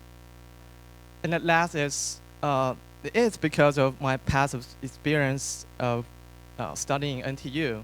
So I know NTU is a place where it attracts so many talented local and overseas students like Pepe. So it's a platform that you can find so many precious resources for you to utilize and to leverage. And the last but not the least is about, although I'm not working in the business field, but I haven't really got a chance to receive a very proper and very systematic training program for strategic thinking. So of course, joining an MBA degree is actually the most straightforward and the best shortcut for me to learn this skill. And here comes to a couple of things to share of what I observed and experienced from a personal viewpoint. So after entering GMBA, I find that's a culture shock. So when I say culture shock here, it means now you are a student. you have to accept the fact that you are a student again, and you are not in the office where you have your subordinate, your colleague to support you, and you all over the company share the same mission together. But that's just not the case in a class. So you have to adjust your mindset and attitude to accept the fact now you're a student. And the next thing is, it's kind of tricky. So for any class you take in the NTU or GMBA, you'll be assigned project, presentations, finals, blah, blah, blah. But here comes to a very difficult topic. So how do you hold your classmates, your group mates accountable? So you see, like, some people have really tight schedule, or they are just lazy. They just don't want to contribute to this presentation. This is very true, and it happens quite a lot. So I mean, even until now, I haven't really come up with a really good solution approach to fix this issue. So for lots of you who may experience this before and have come up with a really good solution, lucky you. And the next is learn by yourself. So while GMBA, like all MBA degree, we come here to make friends, we come here to get connections. But the point is, we still want to learn something. We still want to go ourselves to get more knowledge.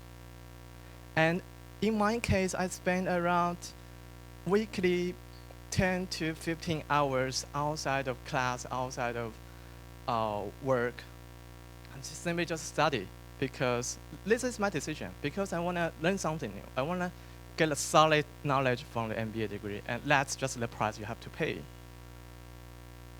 So next is, because I now have a job, I work in the daytime, so every time I get off the work, I have to rush to the metro station and make sure I get on the train at 6 in the evening, because otherwise I'll be running late for the class. So I always feel I'm always running to the class, and I'm always running after joining GMBA. And the last is, it's very typical things in NTU. So you will be assigned tons of project assignments, and you still have exams, and you still have finals to prepare.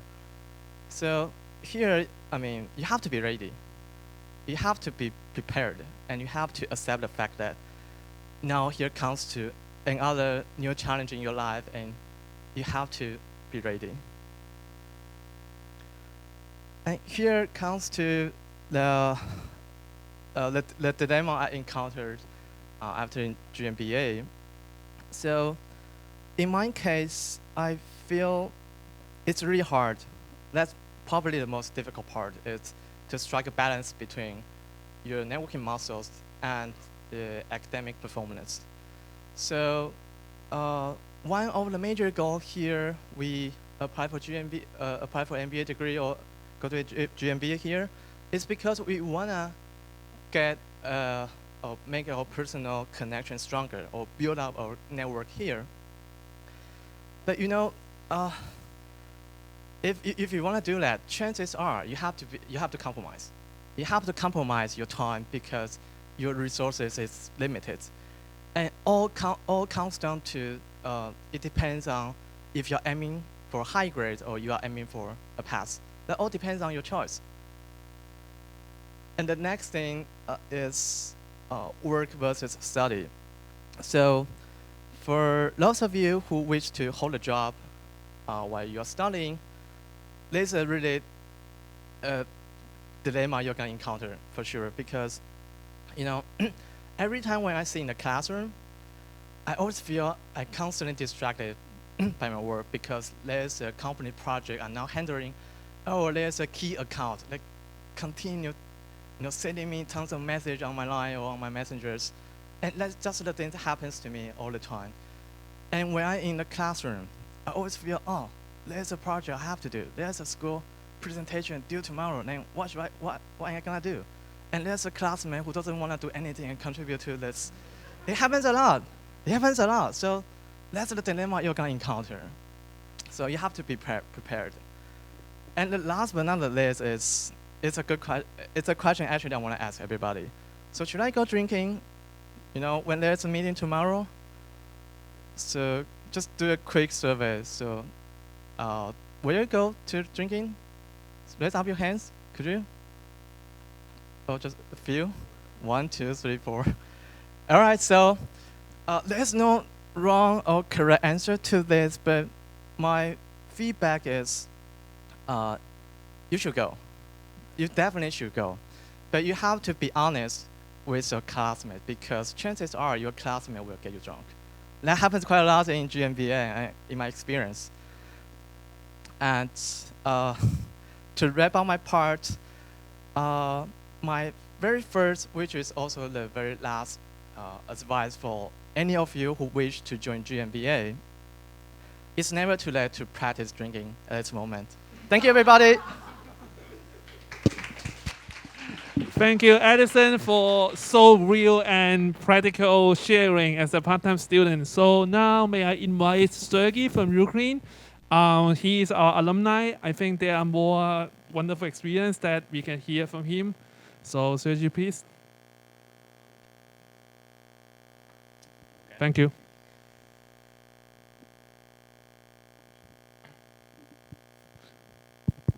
Okay, guys. Well, I think a lot of people quite they covered quite a lot. So I don't know if I can really add a lot of to the whole thing, right? But I'll just like yesterday, I spent maybe 5 minutes to put this presentation together. Okay, just kidding, but a little bit more. But in general, I thought, what would you be looking at, when you're applying for the program, when you're choosing, your further career path? So a little bit about my background. So I was born in Ukraine, in Kiev. So my family, they are immigrants to Canada. So when I was born in Kiev, I spent quite a few years in Ukraine, and then we immigrated to Toronto, Canada. And then from there on, I came to Taiwan. So my connection to Taiwan started from 2008. It doesn't mean that I've stayed in Taiwan from 2008, but yeah, I was in and out for quite some time. So I was thinking backwards because I was applying to GMBA program in 2016. So it's 5 years from, it's almost like 5 years from now, right? So back then, my study focus was like international expansion strategies, and it's mostly due to my career work, finance. So I thought, well, what I've realized in those years is that once you're out of school, you almost have no chances, to study because, first of all, you become socially active, so you have a lot of friends and you have plans on weekends. Second of all, since you're growing in your career, you need to be more advanced with the different skills. And that's why I guess you guys are trying to learn something else. You're trying to improve yourself. So that's what I thought. My initial major was in computer science, and then I switched to management science. And then, I study accounting and I study finances, but I kind of forgot a lot of things. So I thought back then, oh, going back to MBA program, it would be a great opportunity for me to kind of, study finances again, basically, right? And then, of course, I thought about networking, right? So once you're out of the school, I think networking become like a huge issue for everyone, because you simply have less people you're in touch with, right? You're not gonna talk to people on the streets like, hey, how are you? Can I make a friend with you, right? So your network is getting smaller, and the only way you can actually expand your network is joining different social clubs or join MBA program. And then what happened to me is that I was in Hong Kong, and I thought, okay, we were about to acquire business in Taiwan, and so I was going between Taiwan and Hong Kong for quite some time, and I was in the middle of this decision, where do I want to pursue my MBA, because I was in charge of China, I was based in Hong Kong, and then we were acquiring business in Taiwan, and I thought what would be the right option for me, and yeah, I thought that if I'm gonna stay in Taiwan, maybe I should pursue my MBA in Taiwan. So. Again, I was in Ukraine, Kiev, and then my family immigrated to Canada, and I thought, okay, finally I get out from this cold climate, Taiwan, yeah. Okay, well, I guess no. So yeah, I just, yesterday was a tough day for me. Yeah, not happy. Okay, a little bit about my educational background. So I study in National Jiaotong University. So maybe anyone here from this school? Okay, yeah, 1, 2. So Jiaotong Daxue, great school. Loved it, boring, but but yeah, I think it gives me a lot of ability to learn a lot of things. So I start from a computer science department, and I studied there for 2 years. I realized that I think I was the first full-time bachelor student in Zixun Gongchenxi, which is a computer science department, that actually changed his major. So like I put myself into history of NCTU. And then I continue with the management science, and which is, you know, whenever you think about management science, you think, oh, that's like accounting, finance, and blah, blah, blah. But, you know, if you guys were in NCTU, a lot of classes is just like engineering, mathematics, discrete math, you know, linear algebra, and then like a lot of crazy math classes. So, yeah, it was fun, but it was very hard. And then in 2016, I've decided to pursue MBA program, and one of the options that I've decided to take on was GMBA program in National Taiwan University. So I think I was out at 2019, and I'll talk a little bit more about this. So I would like to compare my experience in NCTU versus NTU, and so I put some criteria that I would like to, you know, go through with you guys. So international ranking and department and overall. So I would say, why did I actually apply for NCTU in 2007?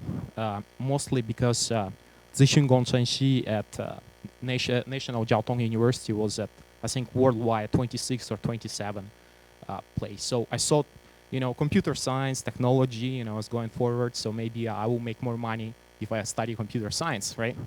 Which kind of makes sense. But then it's also, there is a challenge, because you realize when you're just going to pursue your bachelor degree, sometimes you find out whatever you study is not really what you want to do in your life.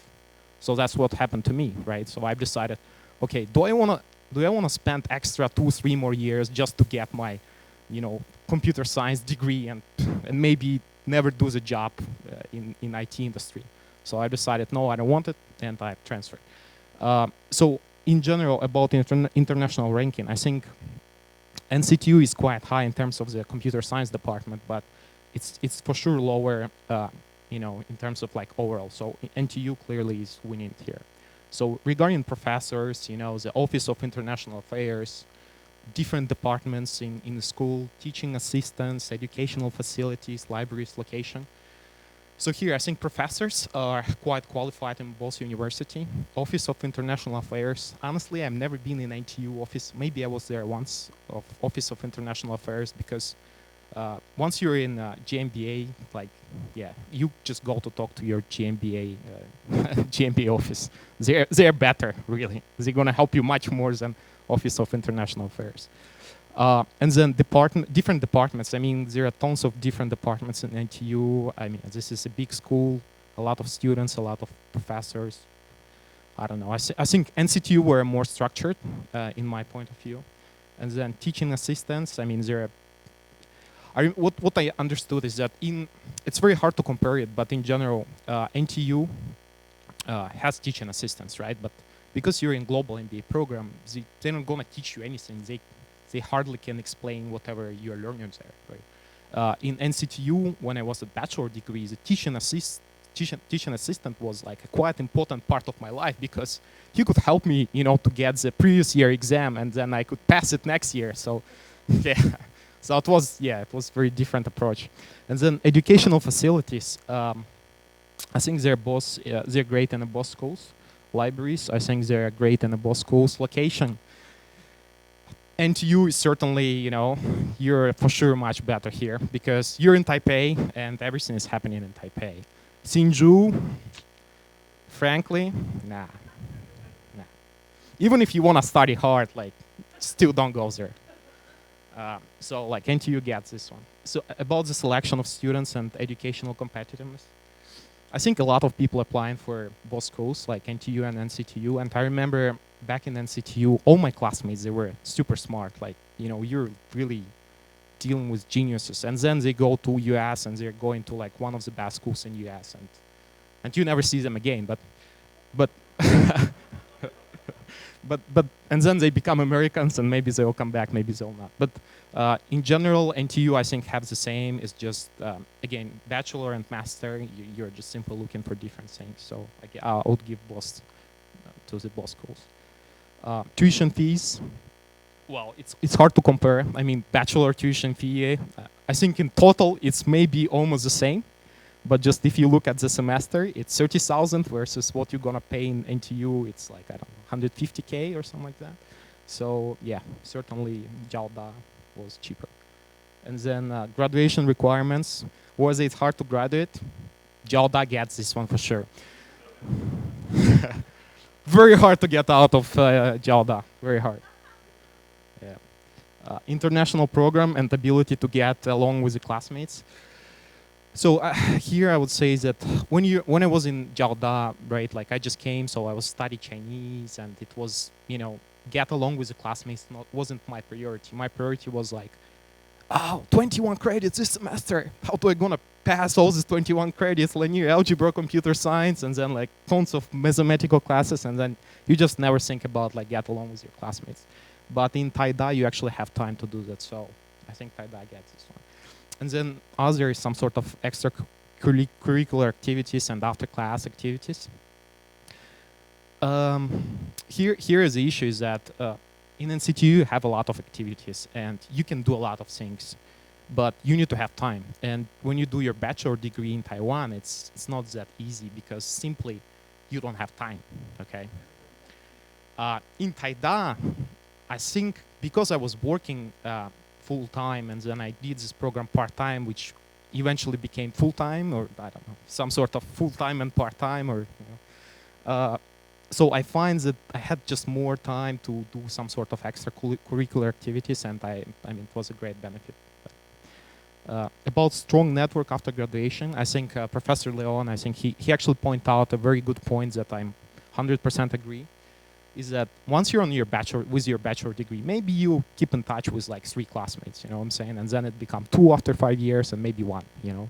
But once you're going back again to the school or to MBA program, you're actually building a really strong network again. You know, of course, it depends on a lot of things. It depends on your class, you know, because my class was great. You know, like we're probably the best class in the whole GMBA history, and Yvonne will agree on that. But your class guys gonna be probably better. So you know, it all depends on many things. And then like what I would say is that it's once you have a great class, focus on building your network. You know, focus on building network not only in your class but also in different classes, in different programs, in EMBA, EIMBA, in different chamber of commerce, and just with different people. You know, spend time to build your network. So in NCTU, I think it was very hard to do it. You just don't have time. Ability to get a high-paid job after getting a degree. I mean, frankly, here is, I think Taiwan, general paid in Taiwan is not, it all depends on you, okay? You know, let's don't talk about 30, 40,000, whatever is, you know, average pay salary in Taiwan, but I think both schools will for sure guarantee you that, as you actually point out, that you get for the first interview, you know, and then it's all about you. Because once you go into this interview, nobody can help you. I mean, it's you, it's your degree, people will ask you questions, you know, you'll talk to them, you'll share what's your knowledge, what's your experience, and then it's all up to you. So I think both schools, like I know a lot of my classmates, at least the ones that are in US right now from NCTU, they're doing great. I mean, they're making 6 figures and they're happy. So did they graduate from Harvard? No, they graduated from NCTU. So I think both schools are getting stars. Overall, I think, again, different years, you know, different bachelor, master, very hard to compare. But I think I had just better experience in NTUs than I had it in NCTU. But I think NCTU got, you know, I was younger and I had the crazy lifestyle. So I'll give it a star. Then right now, so I'm proud that I graduated from Jiaotong Daxue, not Yanmin Jiaotong. So, so like congratulations to all that actually graduated from Jiaotong Daxue. So it was great fun. So why did I choose NTU GMBA? again, like just recall my story. I was working already for a Hong Kong-based business, so our headquarters is in Hong Kong, and we're operating in China, Taiwan, Macau, now in Taiwan as well. And so back then I was in charge of China market. And so for me, the logical next step was, okay, maybe Shanghai, right? But then our headquarters is in Hong Kong. So I thought, okay, well, I can also stay in Hong Kong and just go to China every week, right? So kind of makes sense. A lot of people do that. And then in 2016, we were just acquiring business in Taiwan. So I had an options of Taiwan, Hong Kong, and China. And of course, if I would choose China, it would be for sure Shanghai, you know, because I don't want to go to Beijing. There are multiple reasons, but let's don't talk about it. The Guangzhou has no schooling options. It's just you go to just, you know, some Chinese university, which probably won't add too much value in your future career path. But and Taiwan, it was kind of, it was countries that I was familiar with because I've spent my bachelor years here. So I thought, okay, well, if I know this place, maybe I can look into it. And then we were acquiring business, so I thought, okay, it would be easier to, you know, talk to the board of directors saying like, okay, you know, I can stay in Taiwan, new business, opportunities. And so I was, eventually what I decided to do, I said, okay, I'll apply for 3 schools. So I applied for SJTU, which is Shanghai Jiaotong Daxue, because I was in Jiaotong, but it was Shanghai Jiaotong, Taiwan Jiaotong. And then there was another school, which is HKUST, which is probably one of the best schools in Hong Kong in terms of MBA program. So I applied for that one, and I also decided like, okay, if I'm going to apply in Taiwan, I'm not going to apply for Jiaotong Daxue because, I mean, I was there. I don't want to come back to Jiaotong Daxue. And I thought all the other schools, it's always like 2, 3, 4, like, so why don't I apply for number 1? You know, it doesn't make sense to apply for number 2. So I never considered like NCCU, NCTU, or whatever. I don't even know what the requirements are, right? So I decided, okay, I'm going to apply for the 3 schools. And so what was the key criteria for me, right? It was, back then, it was a different one compared to when I applied for my bachelor degree. So here was international ranking. So when it comes to the international ranking, it's very hard to, you know, very hard to decide. But okay, NTU is, if you look NTU MBA international, global MBA international ranking, it's nowhere, right? You won't find it. It doesn't exist. As JTU, there is actually probably international ranking, and I think it was at, I forgot, 30 or 40 something like that. And then the school was at maybe 50 something place in the world. So I thought, okay, well, 50 plus, not bad. HKUST MBA actually has a ranking. And it has a lot of information you can find, you know, okay, how much money are graduates making, you know, what's the requirements, what's the tuition fees, and blah, blah, blah, blah. So in terms of international ranking, for sure, HKUST was number 1, right? And then Taida was, I don't know, was somewhere. In terms of requirements and easy to understand and deliver. So the hardest requirements was in HKUST because, well, first of all, when you apply, when you submit your application, you have to pay, I don't know, a lot of dollars. And then if you're accepted, you have to pay 50,000 Hong Kong dollars. And if you're like something else, and then make sure that your GMAT test is higher than X, you know, and then it was very difficult. I've spent a lot of time to applying for the HKUST. And I was accepted. I was even trying to get a scholarship, but it was very hard because your GMAT score matters a lot. Your GPA score for your bachelor matters a lot. Your, like, everything matters, basically. So to get a scholarship there, very hard. And then Shanghai Jiaotong, I think in general the tuition fees and like the whole process were easier than HKUST, but again, it was in China, so I didn't know if I want to actually stay in China. You have limited access to Facebook, Google, whatever. Right? And then NTU, I think it was kind of very straightforward. You know, you go into the system, you upload like few documents, and then you're pretty much GMBA student. So I didn't know that, but that's what I find out. So I think NTU GMBA, I think, wins this one. In terms of tuition fees, actually, I just checked the tuition fee while I was sitting there. And so as JTU, I think it's 50,000 or 60,000 US dollar. And then HKUST, I think it's 75 to 80,000 US dollar. And then, of course, it's excluding 50,000 that you have to pay once you're accepted as a student, you know, like all these extra dollars that comes out from your pocket. And then NTU, due to the Taiwan dollar is getting stronger. So in my years, it was 20,000 US. Now it's cheaper. I mean, it's the same in Taiwan dollar. It's just like cheaper in US dollar value. So I would say like for sure, you know, in terms of how much money you're paying and what you're getting, like Taida. Yeah.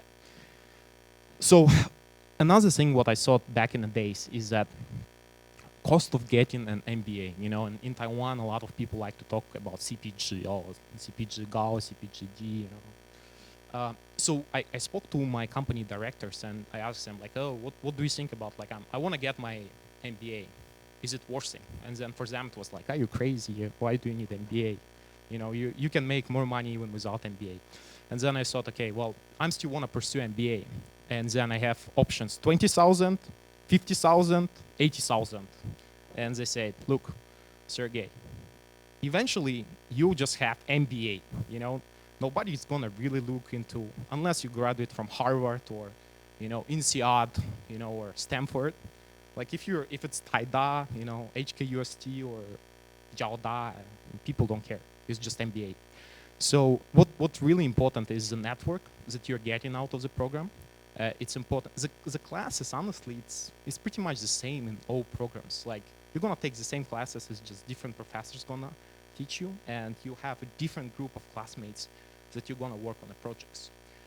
So I thought, okay, well, if I'm gonna save 30,000 US dollars of getting MBA from NTU, or 60,000 or something like 50,000 US dollar on compared to HKUST, then what I can do is I can put this 50,000 into my investment account, and with the average return rate of 8%, it will become 100,000, right? So I'm just gonna make more money by putting this difference into my investment account. So instead of, or even if you don't have this money, you have to go to bank and get a credit fee, or call to your parents and ask for 80,000. Hey, Dad, I need 80K. You know. So in terms of CPG, I would say for sure, you know, don't even think about it. Taida is a great option. I mean, of course, you can go for a cheaper program, right? You can go for a program which would cost you 100,000. I mean, Taiwan dollar, right? So, or maybe even cheaper, right? But then I think you're not in Taida, and at least Taida, it's like it's a good brand. It's a good brand, you know, to sort of invest money into. And then so network after graduation. Well, this one I would say every school has a very strong network. If you go to HKUST, your network for sure guaranteed. You know, if you go to SHJTU, you for sure have a very strong network in Shanghai. You know, if you go to Taida, you have a strong network in Taiwan. So there are a lot of difference. I mean, I would give scores to the 3 schools. There is very strong network in every school. Ability to get high-paid job after getting an MBA degree. Again, I mean, you go to HKUST and a lot of people, there is some ratings. You can, I mean, look it up online, and then you basically, what happened is like, oh, the average income for HKUST graduates, I don't know, 100,000 US a year, right? But it doesn't mean that you're gonna make 100,000 US a year, right? And did they include really everyone from like HKUST? I mean, like I don't know. The rankings, the ratings are important, but I mean, do you really need to have HKUST MBA degree to make 100,000 US a year? It's also a question, you know, I would consider. So I don't know, but you can make money after graduating from every MBA. That's what I can guarantee you. And overall, regarding what was important to me when I made my choice, so I was trying to put some stuff here. So for me, it was important flexibility. So in terms of the schedule, so Taida, in Shanghai Jiaotong, I would have to be a full-time student. So it means like I have to take classes during the morning and, you know, things like that. In Taida, I had an option to actually take classes, you know, during the evening and weekends. So it became kind of like part-time / full-time program, where, you know, you're quite right. I remember I was always like, oh no, like there was a meeting at 5, and I was like, I told to the guys like, sorry guys, like I have to leave at 5:30 because I have classes. And then, so what else? Oh, okay. So back then I thought like, oh, maybe I'll do just dual degree program. Crazy guy, seriously. Like, you don't have time. Like, I didn't have time. If you have time, just do it. Like, I just didn't have time. Cost and life quality. So I mean, for sure, you know, in terms of the cost of living, Hong Kong is quite expensive. You know, like if you're making a good money in Hong Kong, you can, you know, have a good lifestyle, but it will cost you a lot. Shanghai, I think Shanghai is more expensive than Taiwan in general, because like the rent in Shanghai is like, I think now it's 5,000-6,000 RMB, and then like your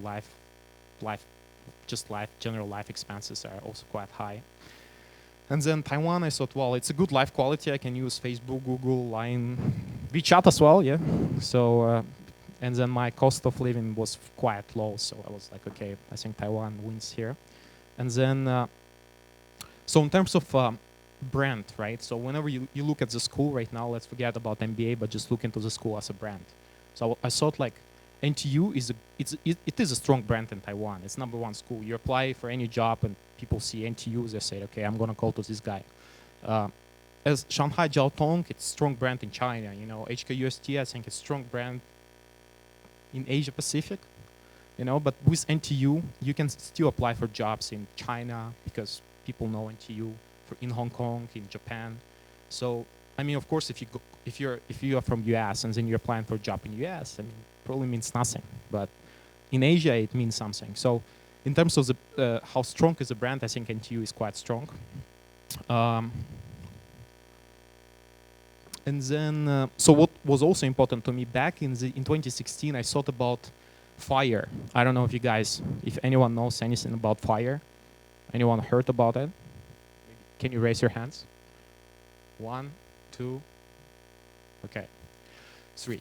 So FIRE means financially independent, retired early.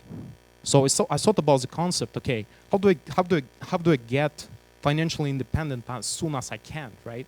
And it's easier to do right now than when you have 5 kids and you know you have to pay mortgage and things like that. So for me, cost of living and cost of investments were quite important, and also the tax levels that I'm paying to the government and you know amount of money that I'm investing. So back in the days, I thought, okay, if I'm making more, I can just invest more, and if my cost of living is low, in 10 years I'll just have more in my bank account, and then I'll become financially independent. So I don't have to rely on my employer contribution. I don't have to rely on my salary.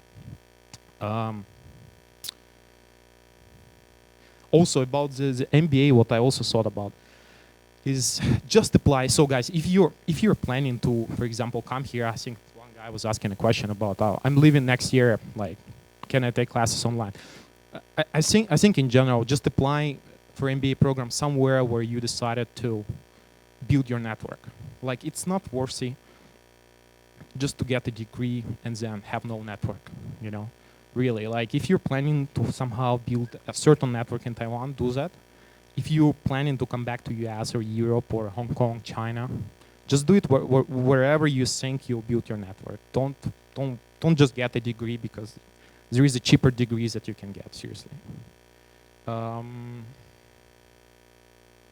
Okay, and for your year, what I thought is, so in terms of Taiwan, I mean, it's COVID-19 free country, you know, it's the best option right now in the world.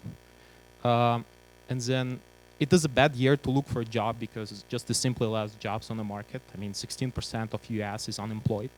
So if you're going back to US, there is not much jobs as well.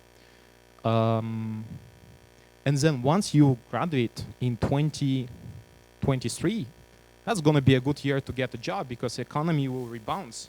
And then there will be more jobs. So invest your time to get a degree right now. Seriously. Yeah, so in here I would say I would give star to NTU, you know, just because I graduated from here, so of course I'm gonna say go to HKUST, but in general. So a little bit about my years in GMBA and beyond GMBA. Honestly, I don't remember much, so I just put like a very, very rough. So from my memory is that there was a lot of required classes and elective classes, and I could also choose classes that I was interested in, so in terms of elective classes. so huge amount of team projects. There is always some sort of team projects. You're always with different classmates. Every team has different members. So you don't choose someone you like to be in a team with, you know. Usually professor assigns you, okay, so now you're with this guy, and you never talk to him, and it's like a fuck. And then there was a lot of readings, so the readings are great. So Harvard Business School's cases, there was a lot of INSEAD cases, and just a lot of cases about Asian markets, about North American markets, some European markets, you know, huge amount of cases. I learned a lot from them, so I think this part really spend your time to do a lot of reading. I mean, you will have to do it anyways, but just like really spend your time to learn from those readings. A lot of exams. I mean, some exams are hard. You know, some exams you can go out, drink, and then still pass it. So there was also after exam celebrations. It was a great time. So one thing I would like to point out here, most of the people don't graduate from GMBA program because they don't write their thesis. Believe it or not, the hardest part here is not classes. The hardest part is like really spend your time to write your thesis. Because if you don't write it, you'll never get out from the school. You'll never get a degree. You're investing 20,000 US dollars, right? So really plan for it. Like people that don't graduate, not the ones that fail in classes, that's the ones that actually failing to write their thesis. Because if you don't allocate your time, you'll get a job and then you don't have time to write thesis, and maybe you won't care about this thesis, and maybe you won't care about getting a GMBA degree. So plan for it. So beyond GMBA, I'm done with my thesis. Great. So there was a lot of after classes gathering. You know, I think there was a great question that you point out is that, should I go drinking? Yes, for sure. That's a correct answer. There is only one correct answer. But there is also a lot of non-drinking events, you know, and it doesn't mean that if there is a drinking event, you should be drinking. You know, like your classmates, if they know that you are not drinking, nobody's going to force you to drink. So I think people are quite, you know, smart about it. So what happened after GMBA? I'm still, you know, very much connected with my GMBA crew, with my years, and also with people, you know, from different years. So you're basically getting a great network that you'll stay connected for many years ahead of time. So here also, so what we did during the GMBA years, as I said, our class was probably one of the greatest classes in the whole program. So we did a lot of vacations abroad. So with my classmates, we traveled to Thailand, Bali. Bali was fun. Japan, Russia, Europe. So we did a lot of things, and you can do it as well. It's just, it all depends on you. It all depends whether you have this amount of dollars to spend, to travel, and to build your network. So after GMBA, beyond GMBA, well, we're still doing the same things. You know, it's just like now we can't travel, so we're hiking, we're doing a few other activities, but in general it's the same.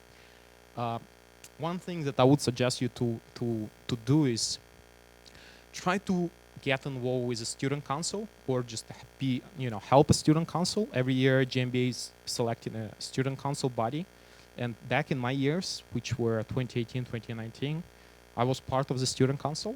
And so what I did is I was trying to connect all the MBA programs in Taiwan, which I would say a lot of MBA programs in Taiwan they're more like a book-focused educational program. So you go to the class, you learn, you go to study for the exam, and then maybe you get your degree, maybe not, I don't know, depends on you.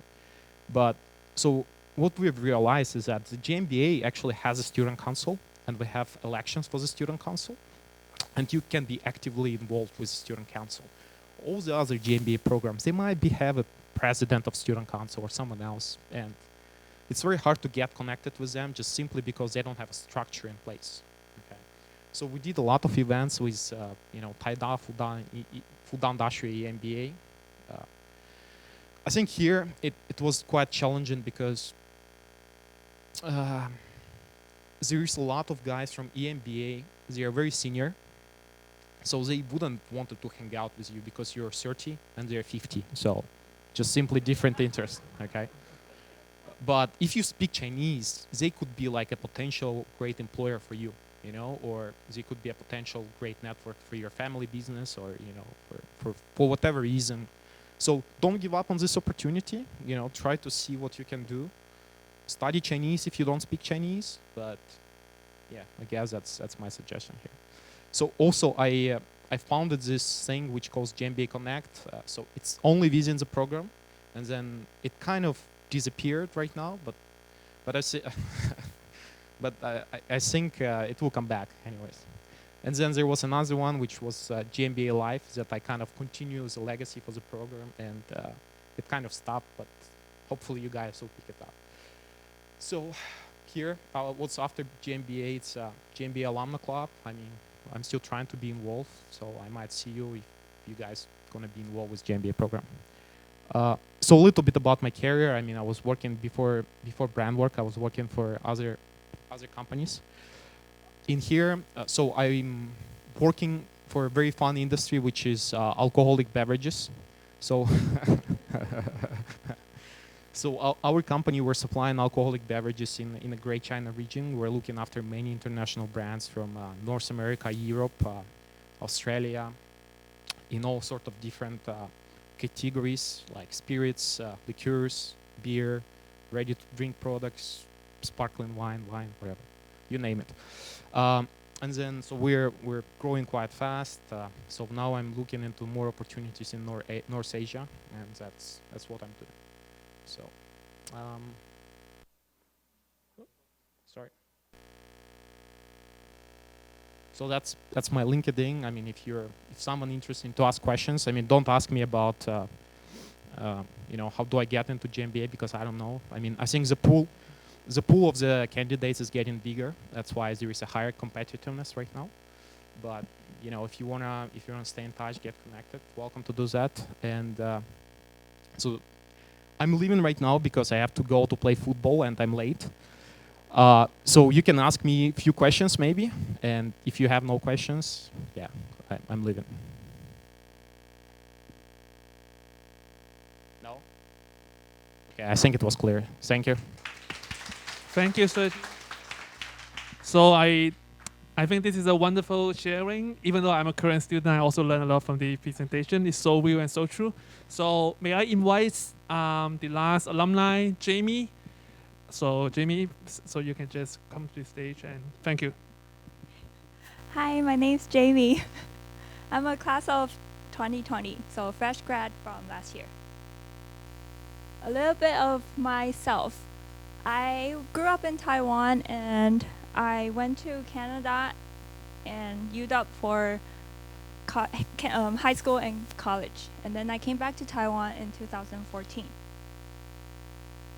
After graduating and moving back to Taiwan, I was working in marketing industry, and I was facing some I felt like I was not growing enough, and I wanted to have a breakthrough in my life, so I joined GMBA in 2018 as a part-time student.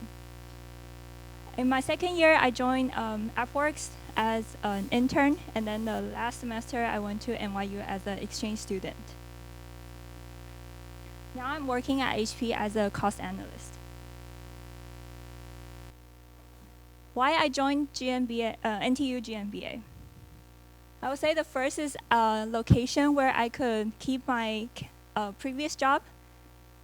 Second is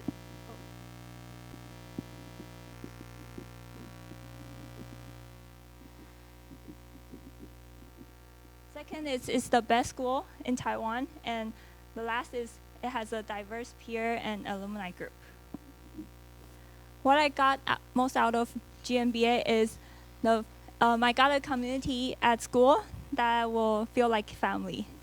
And I went to NYU for exchange, and also I learned how to have multitasking and time management skills. Where I was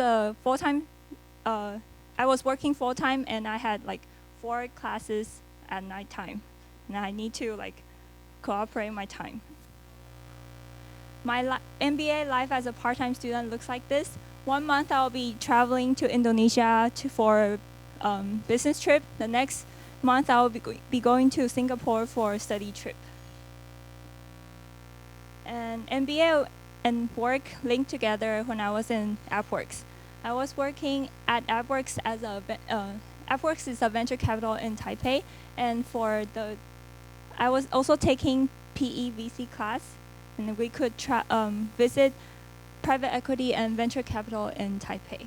And we got to connect with the founders in Taipei and also in San Jose. I would say GMBA is the greatest time of my life. Other than school and work, we also find time to do traveling and marathon and hiking, and we cook together and we travel. And we didn't do that much of drinking, so don't worry if you don't drink. And for my last semester, I went to NYU as an exchange student. I was very lucky to have the access to the Stern exclusive events, such as the career events. I had their career account, so I could apply to jobs as a Stern student. And I got to go to their startup events and their weekly social events.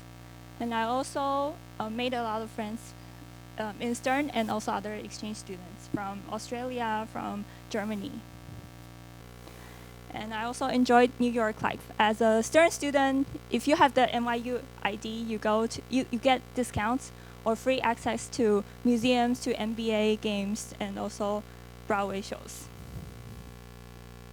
But the second half of the semester, COVID happened, so I decided to come back to Taiwan, and all my social life and all the classes went online.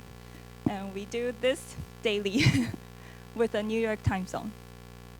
So during COVID time, I learned that life is full of changes, and having a plan doesn't always mean having control. That's just life.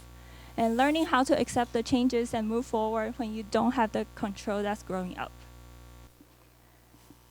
And I would say to sum up my GMBA journey, that GMBA journey helped me figuring out who I am, what I want, and what my priorities are. So yeah, ask me any question if you have any. And that's our graduating photo from last year. Thank you.